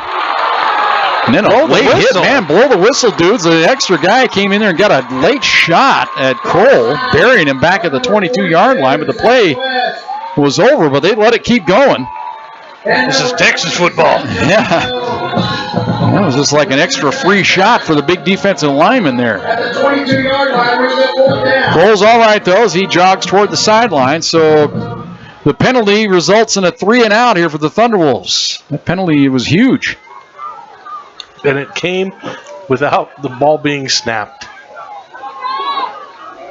See if Midwestern State has a punt block of some kind here. Here they come. Rugby-style kick. It's away. No returners. And it hits one of the Thunderwolves when it had a chance to roll a little bit further there. Ball hit off the leg, though, of the pack of Mac Shaw. So it's down to the 42. The long snapper. I think that ball would have rolled another 5 or 10 yards if it hadn't hit his foot. Do we have a flag? I thought I heard the flag on the play. Did I? It might be TV timeout. I don't see any laundry on the field. Yep, there is one. They got one picked up here. The line judge down here on the sideline. Oh, I didn't see that.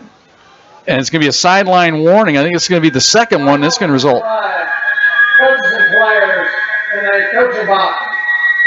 Sideline interference, 5-yard penalty, first down. It's just a 5-yarder. Okay, so this is just sideline interference. That's a new signal for me there, Joe. The old 2 hands behind the butt. McCaskill he's in a lather. He's getting a lot of different things thrown at him here in this game. He's just a coach, and he's talking to the linesman saying, he's just chewing. I love it. You know, it's hard to be that animated when you're down 25.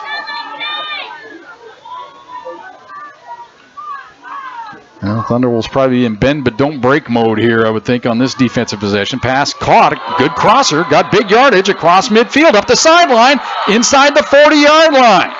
So a pickup of close to 23 yards on the play, down to the 41-yard line. I think this is where you got to send a couple guys just to send a message defensively. And they put the up tempo here. They get the snap away, pass left side incomplete.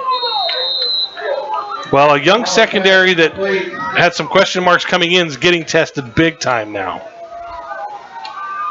Still 45-20. Thunderbolts on top here, but you just don't want to let them march it right down your throat here. No, there's no life. Nico Hollins, he's engineered the only 2 offensive touchdown drives of the game for Midwestern State. He has had all day to throw. These quick throws, these quick hitters, he's getting rid of the ball fast and letting the runs at yards after catch. Takes the snap, looks right, fires right.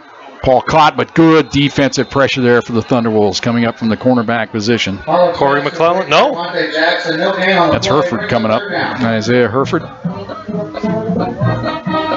The FC in their terminology. Got the BC and the FC. C stands for cornerback. I just don't know what the other 2 letters stand for. Here's a straight drop back. Fire it down the middle, going forward all. That's way over everybody. Throwing the old post pattern down the hash mark there. And Wendell Cole was in coverage. He got a little bit of playing time. They were trying to get the ball that time to Thomas Williams III. That's deep into their depth. He's not even on their 2-deep roster. Williams III. He's out of Pflugerville, Texas. 4th down here. 4th and 10 from the 41-yard line. Straight drop back. Fire up the left sideline. Pass incomplete. Could be a flag. No, there isn't. There should not be a flag on that play. Is this going to be an overrule here? There's no way that can be a flag. Especially where that guy called that from. The field judge was right there, and he No did not way. call it. They're going to call holding against the that's Thunderwolves. terrible. That is just know your geography. That call's trying to save you. Unbelievable. There's no way. Pass interference. Number 23 is the defense. 15-yard penalty. That's a terrible call. And the back judge, he was way over in the middle of the field. The field judge, it was right next to the play. He looked at it, said, nope, nothing there. And then the little delay, and then the flag got launched from about the goal line. You know, if he throws it as it happens, okay. But the play was over. So 1st and 10 now for the Mustangs from the 26-yard line. Straight drop back. Here comes pressure. Gets the pass away, broken up. No pass rush. They need to get some pressure. So We haven't called Wild Germano's name much today because the linebackers have just kind of been in cleanup mode. We made a great play on that ball. 10:08 to go here, fourth quarter. Thunderwolves lead it 45-20. Led it 31-14 at halftime. Scored on their first drive of the second half to kind of, you felt like salt this game away, but it's still in doubt a little bit here. Straight drop back. Look over the middle, fire over the middle, caught inside the 5, touchdown! Right down the middle of the field, and Arvey has the touchdown for the Mustangs. 26 yards. Now you got to go for 2. Now it makes sense to go for 2 because you get it within 17 if you hit the 2-point conversion. Yeah, and that was a great play. It was a great route, great throw. Although, Joe, what are they doing? They're sending the kicker out. Now, I don't understand the math skills here of Bill Maskell.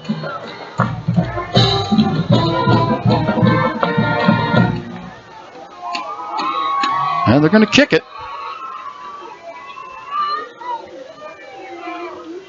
Ball's down, kick is up, and it is good. Well, they're still 18 points down.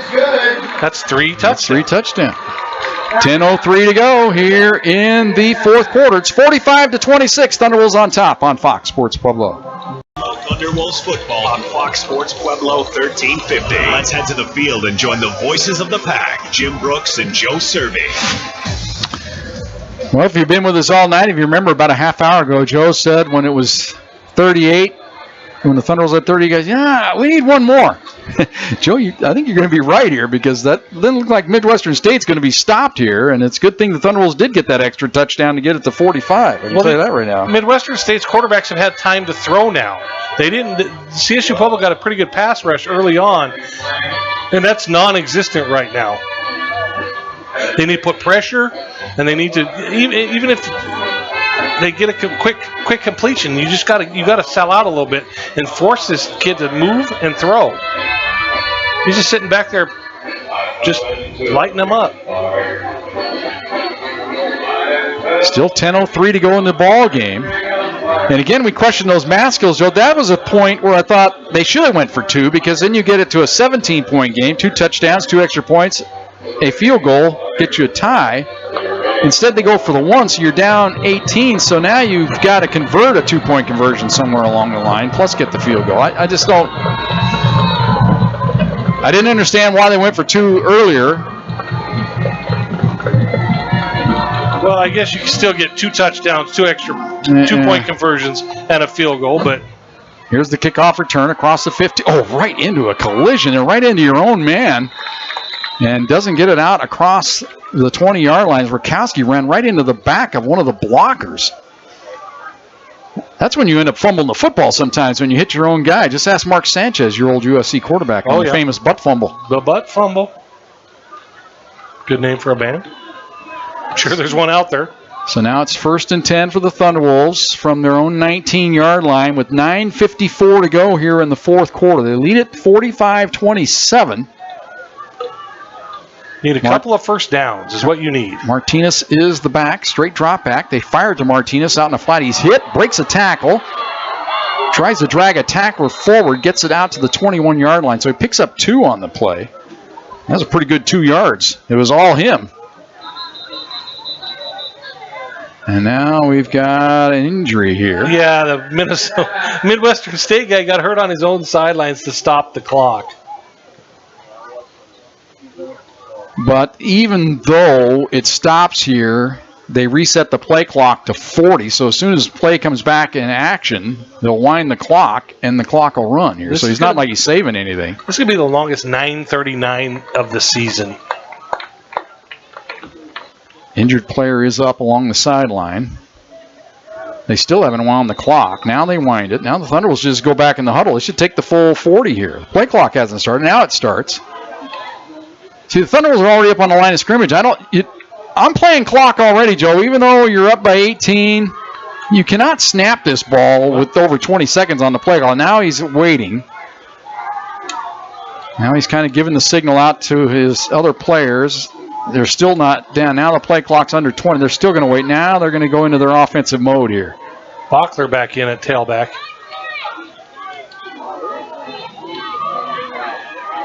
This is where your offensive lineman frees up a little bit, though. And takes a snap with 1 on the play clock. They give it up the middle. Gain of about a yard on the play. 40 seconds for 1 yard. You make that trade? Kind of got you out of your rhythm a little bit. Yeah, it did. Everybody just kind of planted there in the mud. But the fans, they were like, what are you doing?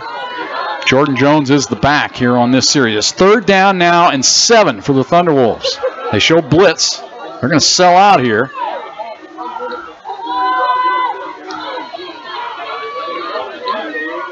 It's also giving your defense a little bit of a rest. Straight drop back. Here comes pressure. Gets the pass away. Caught and Fine trying to get forward. He's right at the sticks, Joe. I think he might have it.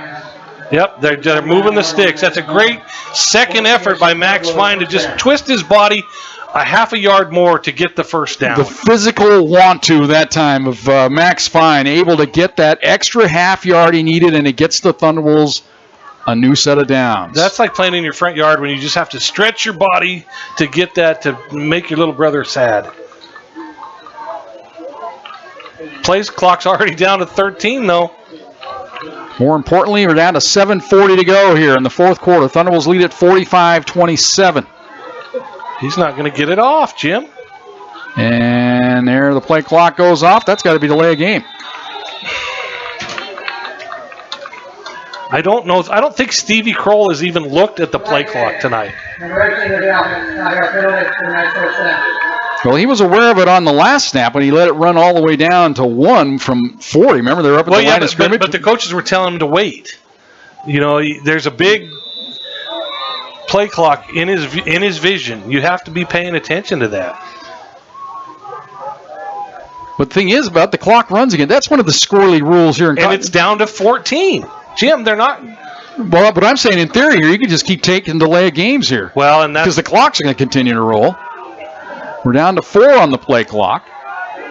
Down to 2. They get it off. Here comes pressure. Gets away from the pressure. Rolls left. Fires up the sideline. Back shoulder throw incomplete. That stops the clock with 7:05 to go. Kroll's pass incomplete. Boy, you'd hope you'd have somebody underneath there that time, kind of a safety valve. Well, there was, but he was too far in, so he hadn't got open yet. So 2nd down and 15 now. Ball at the 24-yard line. And in theory, Stevie Kroll probably could have picked up 10 running it.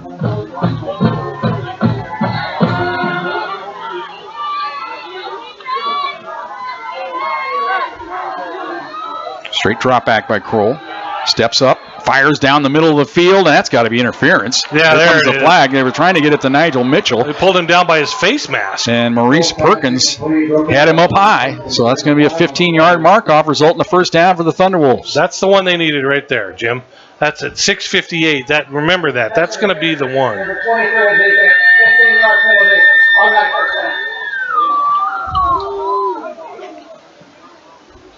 So that's a huge play for the Pack. Gets them a first down. Get a chance to run a couple more minutes off this clock. Again, we'll alert our listeners we don't have our wireless system up and running here from Memorial Stadium, so we will not have a post-game interview with John Riston, but we'll have a post-game show for you. 1st and 10, Pack at the 39-yard line. Bacher is the back. He takes the handoff up the middle, puts his head down, wedges his way across the 40 to out to about the 42-yard line. You take 3. He's that kind of back. He's going to get 3 every time, no matter what, it seems like. He's thick. He is the diesel, and isn't he? Like 6'2"? I mean, I don't know if they list him. I mean, that might be a little big. But they list him at 6'2", and yeah, 6'2", 218, but he looks more like about 6'1", about 230 is what he looks like. From where I'm sitting, he's a damn good-looking running back. 2nd down and 7 for the Thunderwolves. Play clock down to 5. Get the snap off. Again, they give it to Bacher on the left side. Nice cut. He's got the first. Put his shoulder down right at the sticks first down. That's a pretty generous spot right there. But you take that for the first down. That safety came up and kind of knocked him backwards, didn't he? That was kind of astonishing. It was. Good hit. He needed 7, got 7. But it was an impressive run. When he made his decision, that was the old put the foot into the ground and get north and south and got what he needed. So another first down for the Thunderwolves. Clock rolls down to 5:50 to go. You always see some lightning down to the south of us here. We got to fly home tonight. Hopefully that's way south. There's a lot of activity in the sky. Well, I don't want to hear that, Jim. I know you don't. Don't be saying anything like that. Let's just. Here's Bacher up the middle. And again, just falling forward, breaking tackles, gains about 3 on the play. Looked like there was nothing there, but he ends up getting 3 on the play. He ended up right on the ankles of the big tackle, Cade Chapman, for the Thunder. Without timeout taken by Midwestern State. They got to try to slow this thing down right now. 5:20 to go here in the second half. Thunderwolves lead at 45-27 on Fox Sports Pueblo. This is CSU Pueblo Thunderwolves football on Fox Sports Pueblo 1350. Let's head to the field and join the voices of the pack, Jim Brooks and Joe Cervi. All right, Joe, we have an anonymous tipster who's alerted us to what the terminology means for the Thunderwolves, the B and the F. The boundary side and the field side. Okay. So the wide side would be? Field. Sideline would be boundary, no? That's what I would guess. But do you make that decision when you're... When they were talking, we talked a lot more about offense this week with John about how they used to go strong and weak tackle and strong and weak guard, and they would swap them. Now it's just left and right. Yeah. Which I think. So they'd make that decision in the huddle, whichever side they're going to run. But we'll have to pay attention to the defense now to see if they break the huddle and if they run them on different sides. You're either a corner or a safety, as far as I'm concerned.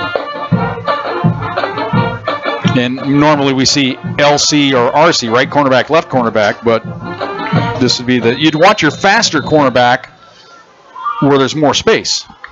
Make sense? You would think. More physical side on the sideline. But the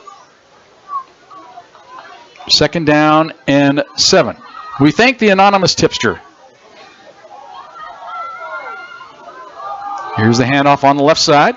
And flag down, going to be a hold against the Thunderwolves. Bacher gets the first down, but it's going to be a flag back in the middle of the field. And you got to feel like it's probably Sean Johnson because he's the one staring at the umpire and said, "Really, dude?" Well, and the flag is at his feet. That's usually the dead giveaway.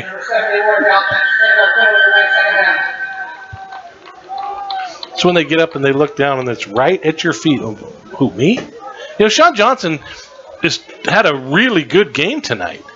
They all have. The one bad snap by Jonas Dupar? Yeah, they overcame that. Yeah. This is going to be a little tougher one to overcome. The 10-yard holding penalty marks it back to the 42-yard line. But again, Joe, the penalty, the clock rolls. Even though there's only 25 on the play clock when they reset it this time, you're able to take more time off the clock.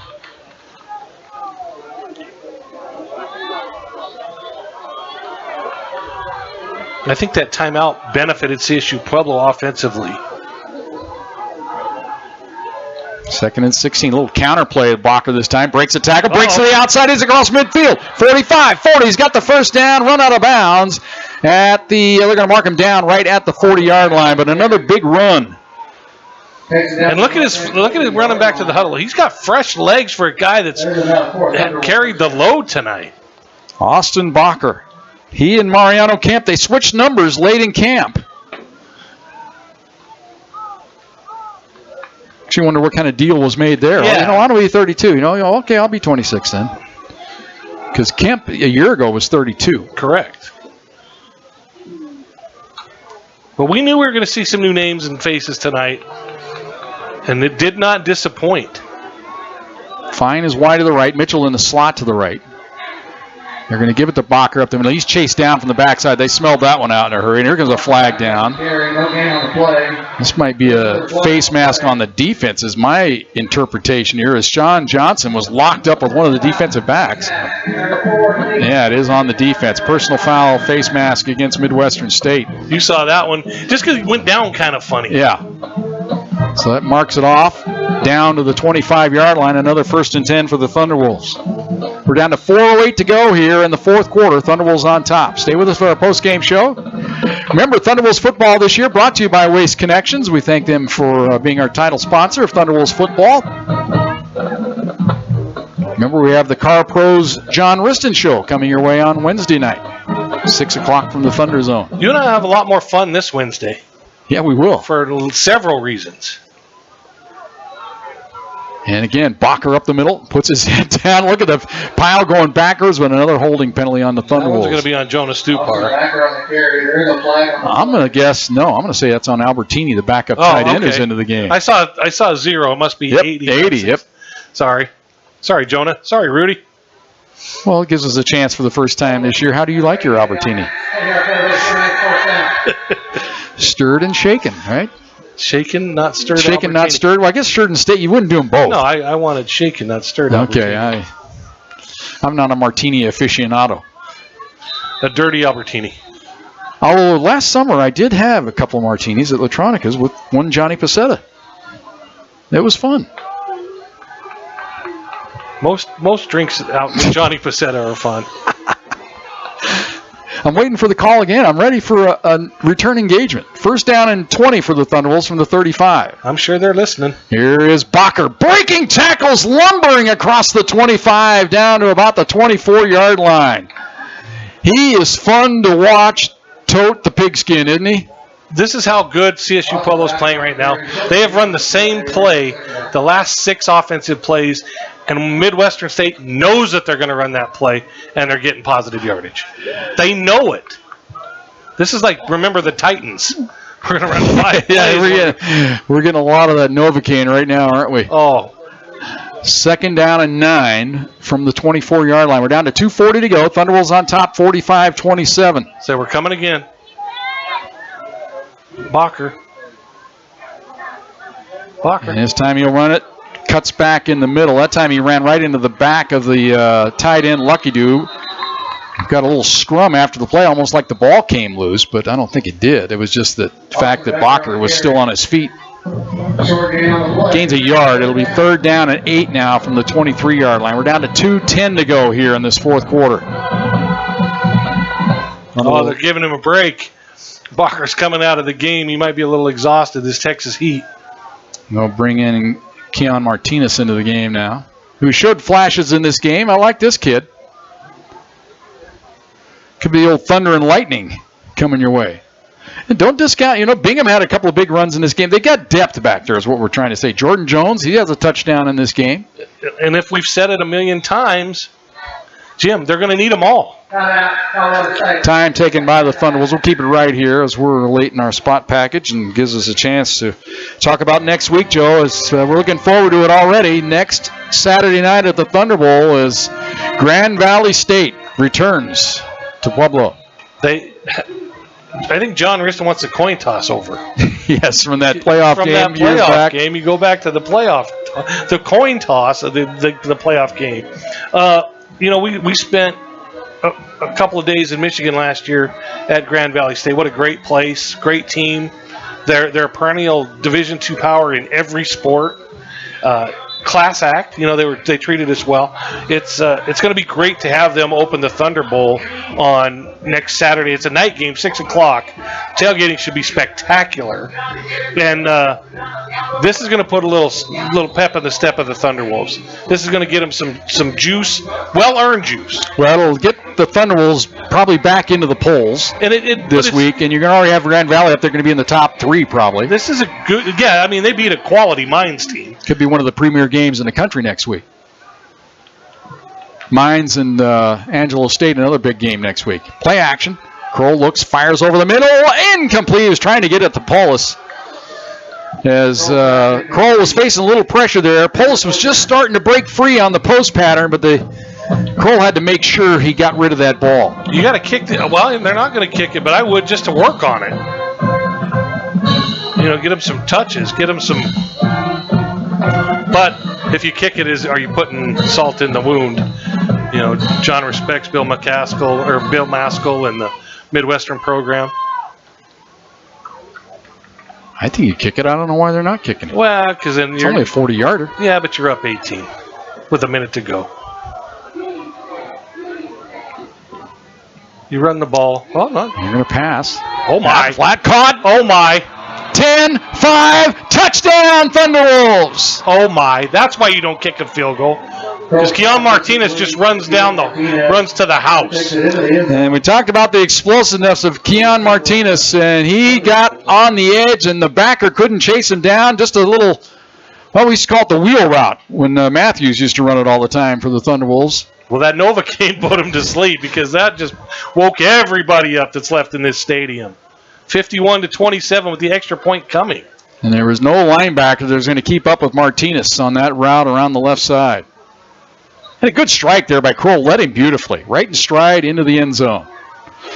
So Thunderbolts put up a 50-burger this week. They're at 51, trying to make it 52 right here. I always feel good when you put over 50 on an opponent. Delay a game against the Thunderbolts. One thing they've got to work on, Joe, is their time issues here. That's the fourth delay a game they've taken. Fifth. And they should have one more, which they ended up scoring a touchdown on, remember?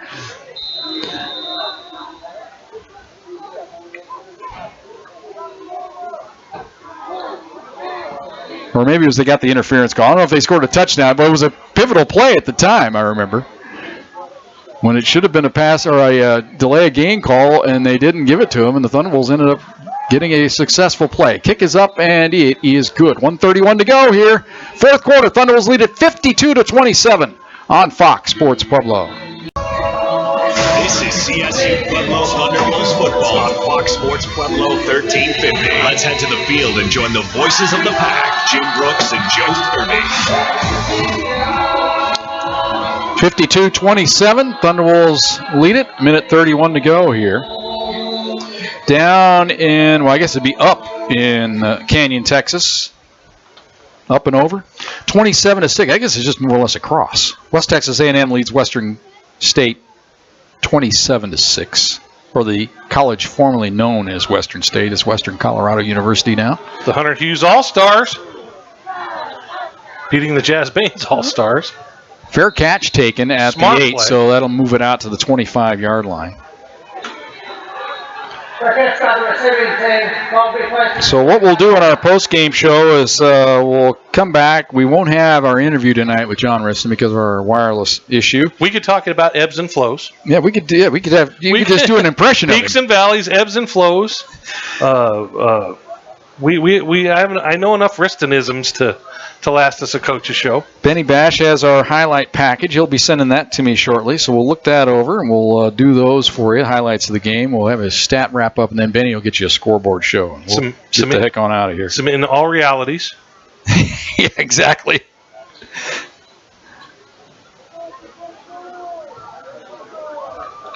Here's the snap.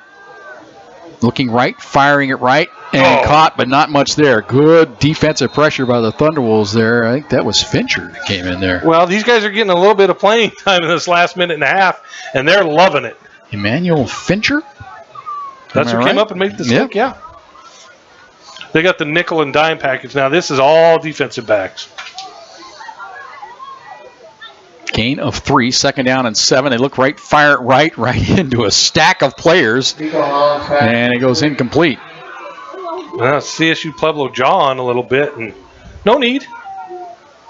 That's exactly what the coaches are telling them. No need. Notice Notre Dame still leading Ohio State. They're late in the third quarter now. It's 10-7 Irish. Saw a great 5:45 to go. Great story on Marcus Freeman, the head coach of the Irish today, and however bad it pains me to root for the Irish, kind of root for that guy to do a good job there. Yeah, that was a good hire. Look left, fire it left, caught, coming up, and breaking a tackle, getting the first down. The cornerback that time for the Thunderbolts, Isaiah Herford, tried to come up and make the stop, couldn't secure the receiver, Sam Hodges. He gets forward for the first down out to the 37. First down. So the cornerbacks for the Thunderwolves, defensive secondary, a couple big plays they gave up in this game. They'll have some things they got to clean up, but all in all, defense played pretty good tonight. Straight drop back, firing over the middle, intercepted at the 40, 35, 30, up the sideline, 20, 15, 10, nice cut, 5, touchdown, Thunderwolves! Eli Pittman! Picked off by number 1. Pittman, the sophomore out of Peoria, Arizona, takes it to the house. He just snagged it out of the sky right over the middle.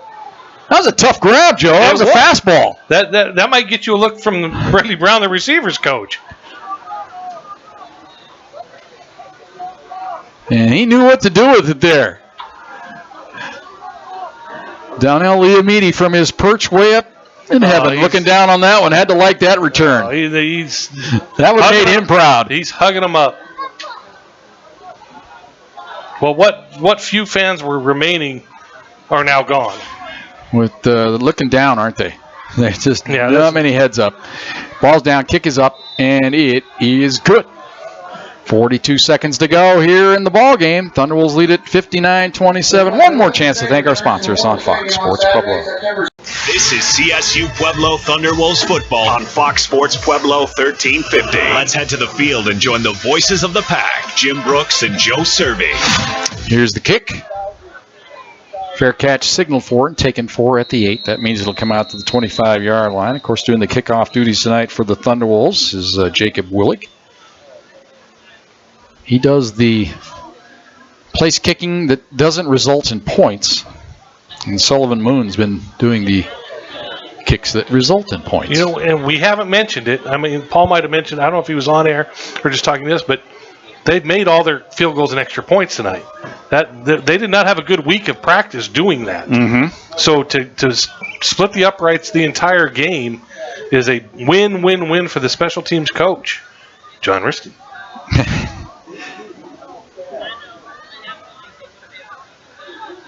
Ball at the 25-yard line. 41 seconds to go here. You just don't want to give up a line. Look at him there. Yeah, he's going to hand it off around the right side, getting out across the 30, close to a first down. A good hard run that time by the freshman, Devin Cross. He's a redshirt freshman. What do they call it? Devin Cross on the carry for the Mustangs. There's a flag on the play. There's a flag.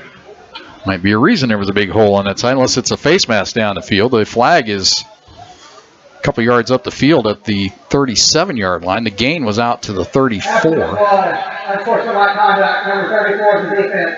And it is on the Thunderwolves on Isaiah Herford.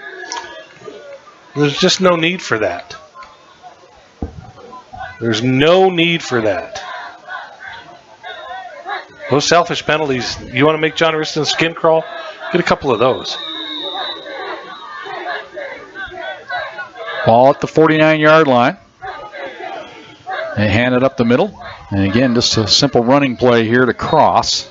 Just trying to get out of the here. 43. On the carry for the Mustangs to the 43-yard line, second down. Comes right up to the line of scrimmage. 3 seconds to go. Gets the snap off, looks right. Here comes pressure.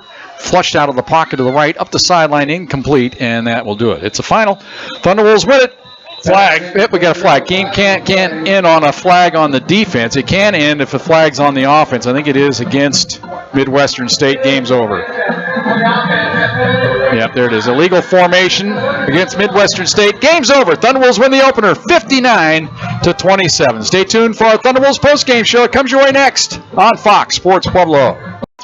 This is CSU Pueblo Thunderwolves football on Fox Sports Pueblo 1350. Let's head to the field and join the voices of the pack, Jim Brooks and Joe Cervi. And welcome back. Memorial Stadium here in Wichita Falls, Texas. Let me get my screenshot back together here. And the Give you the highlight package of this game as Benny Bash has been compiling the highlights. There's a lot of them. Long, so we might as well get right to it. And both teams opened up on offense, couldn't do much, but on the second possession of the game, Midwestern State took control and they scored on a big play. Looks over the middle, fires it over the middle. It's caught in space across midfield. 40, 30, 20, 10. Touchdown Mustangs. Just on a quick slant over the middle to Jaden Moore. Extra point was good, made it 7-0 at that point. Thunderbolts though would bounce right back. They'd move the ball smartly down the field, and it was a great individual effort to get them on the board. Firing a man's wide open. It's Cook. He's inside the 15, inside the 10, breaks a tackle, inside the 5, dives to the end zone. Touchdown, Thunderwolves. That's the way the cookie crumbles, right there. It was a brilliant run after the catch by Cook to get him into the end zone. The extra point was good. It made it 14-7 at that point. On the next possession for the Thunderwolves, it was a chance for a young freshman to make his mark.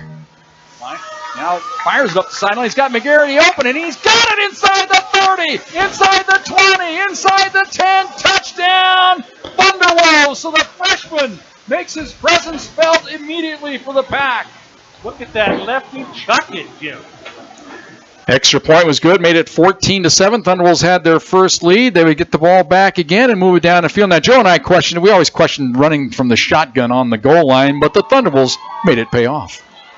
They're going to give it to Jones up the middle. Big hole, he's got the touchdown. Jordan Jones, welcome to 2022. It was from that, what we call either the diamond formation, is basically Jones in the I-back from the shotgun. They gave it to him for the touchdown. The extra point was good. Thunderwolves in net, got the ball back, looked like they were going to get some more points when the defense struck for Midwestern State. 32, that's what he wore last year. Pass is deflected, it's intercepted at the sideline, going to be a touchdown.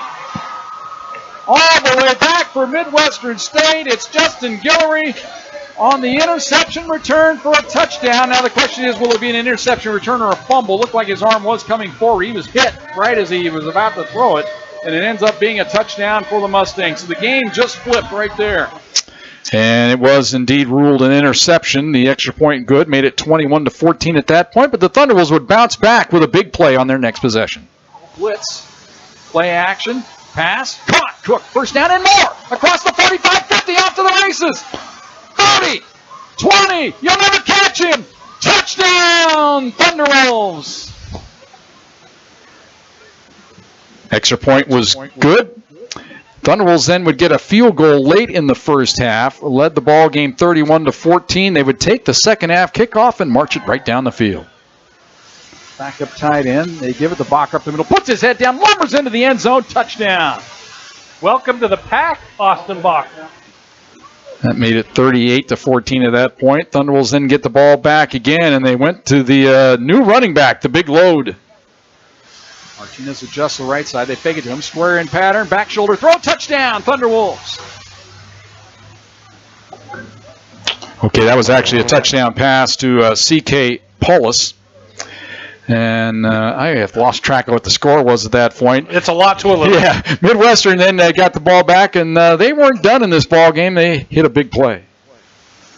Straight drop back. Look over the middle. Fire over the middle. Caught inside the 5. Touchdown.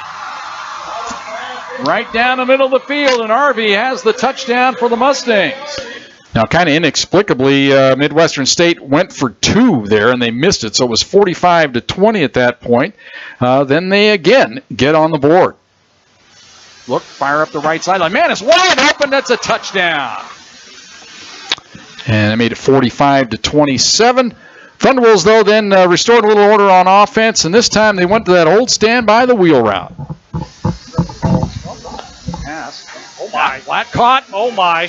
10, 5, touchdown, Thunderwolves. Oh, my. That's why you don't take the field. And it was Keon Martinez on the grab and run into the end zone. The touchdown was good. Thunderwolves would get a late score on an interception return by Eli Pittman. He picked it off right over the middle of the field, raced it on into the end zone for the touchdown. The extra point finalized the scoring at 59-27. We'll come back. We'll have some numbers for you that all comes your way next on Fox Sports Pueblo.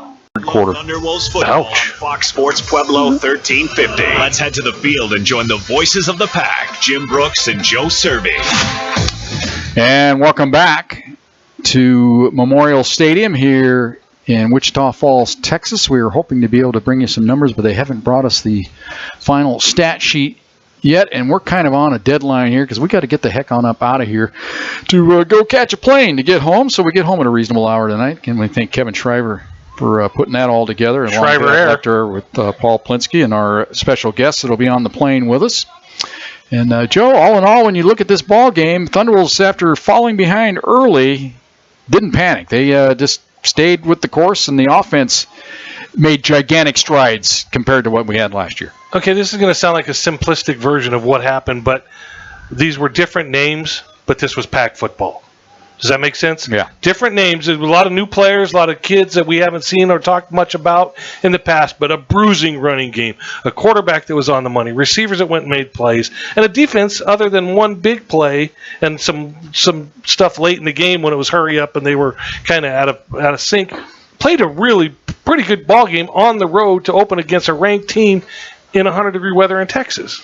And some of those, like me, they might have questioned the decision at quarterback. Well, we come away with egg on our face. I guess Stephen Kroll said, you know what? I won this job. It was my job, and he showed why he won the job here tonight. It was those first half runs of his that kind of were timely, tough.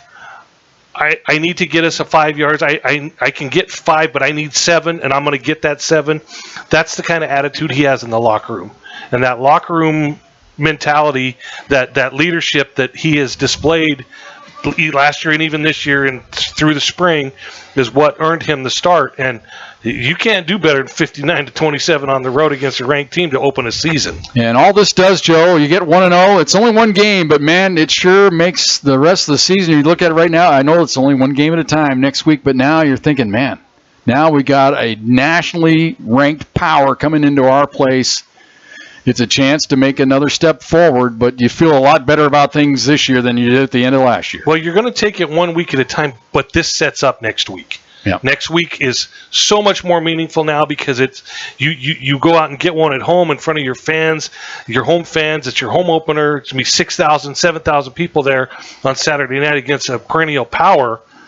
And you get that one, that sets you up for the next one, that conference open. See what I'm saying? It's one game at a time, but boy, it could set you up to just propel you forward. All right, that's going to wrap up our portion of the broadcast here tonight. Thunderwolves win it 59-27. Special thanks to Trey Reed, the sports information guy here at Midwestern State, for all the help he's given us tonight. Trey Strazikar, this is his last official duty, his last day on the job at Csu Pueblo. He's moving on to the NCAA office back in Indianapolis. We thank him for all of his work throughout the years that he's been here and wish him the best of luck in the future. Paul Plinsky is the athletic director at Csu Pueblo. We thank him for all of his hard work, plus coming up to talk to us at halftime as well. Benny Bashman, our producer and engineer tonight of Thunderwolves football.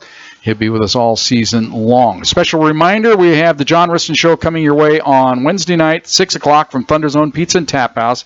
Head coach John Riston will join us for that. Joe will join me for that as well. Reminder, next week we'll have Thunderwolves football for you on Saturday night. It's the home opener. It is a red out.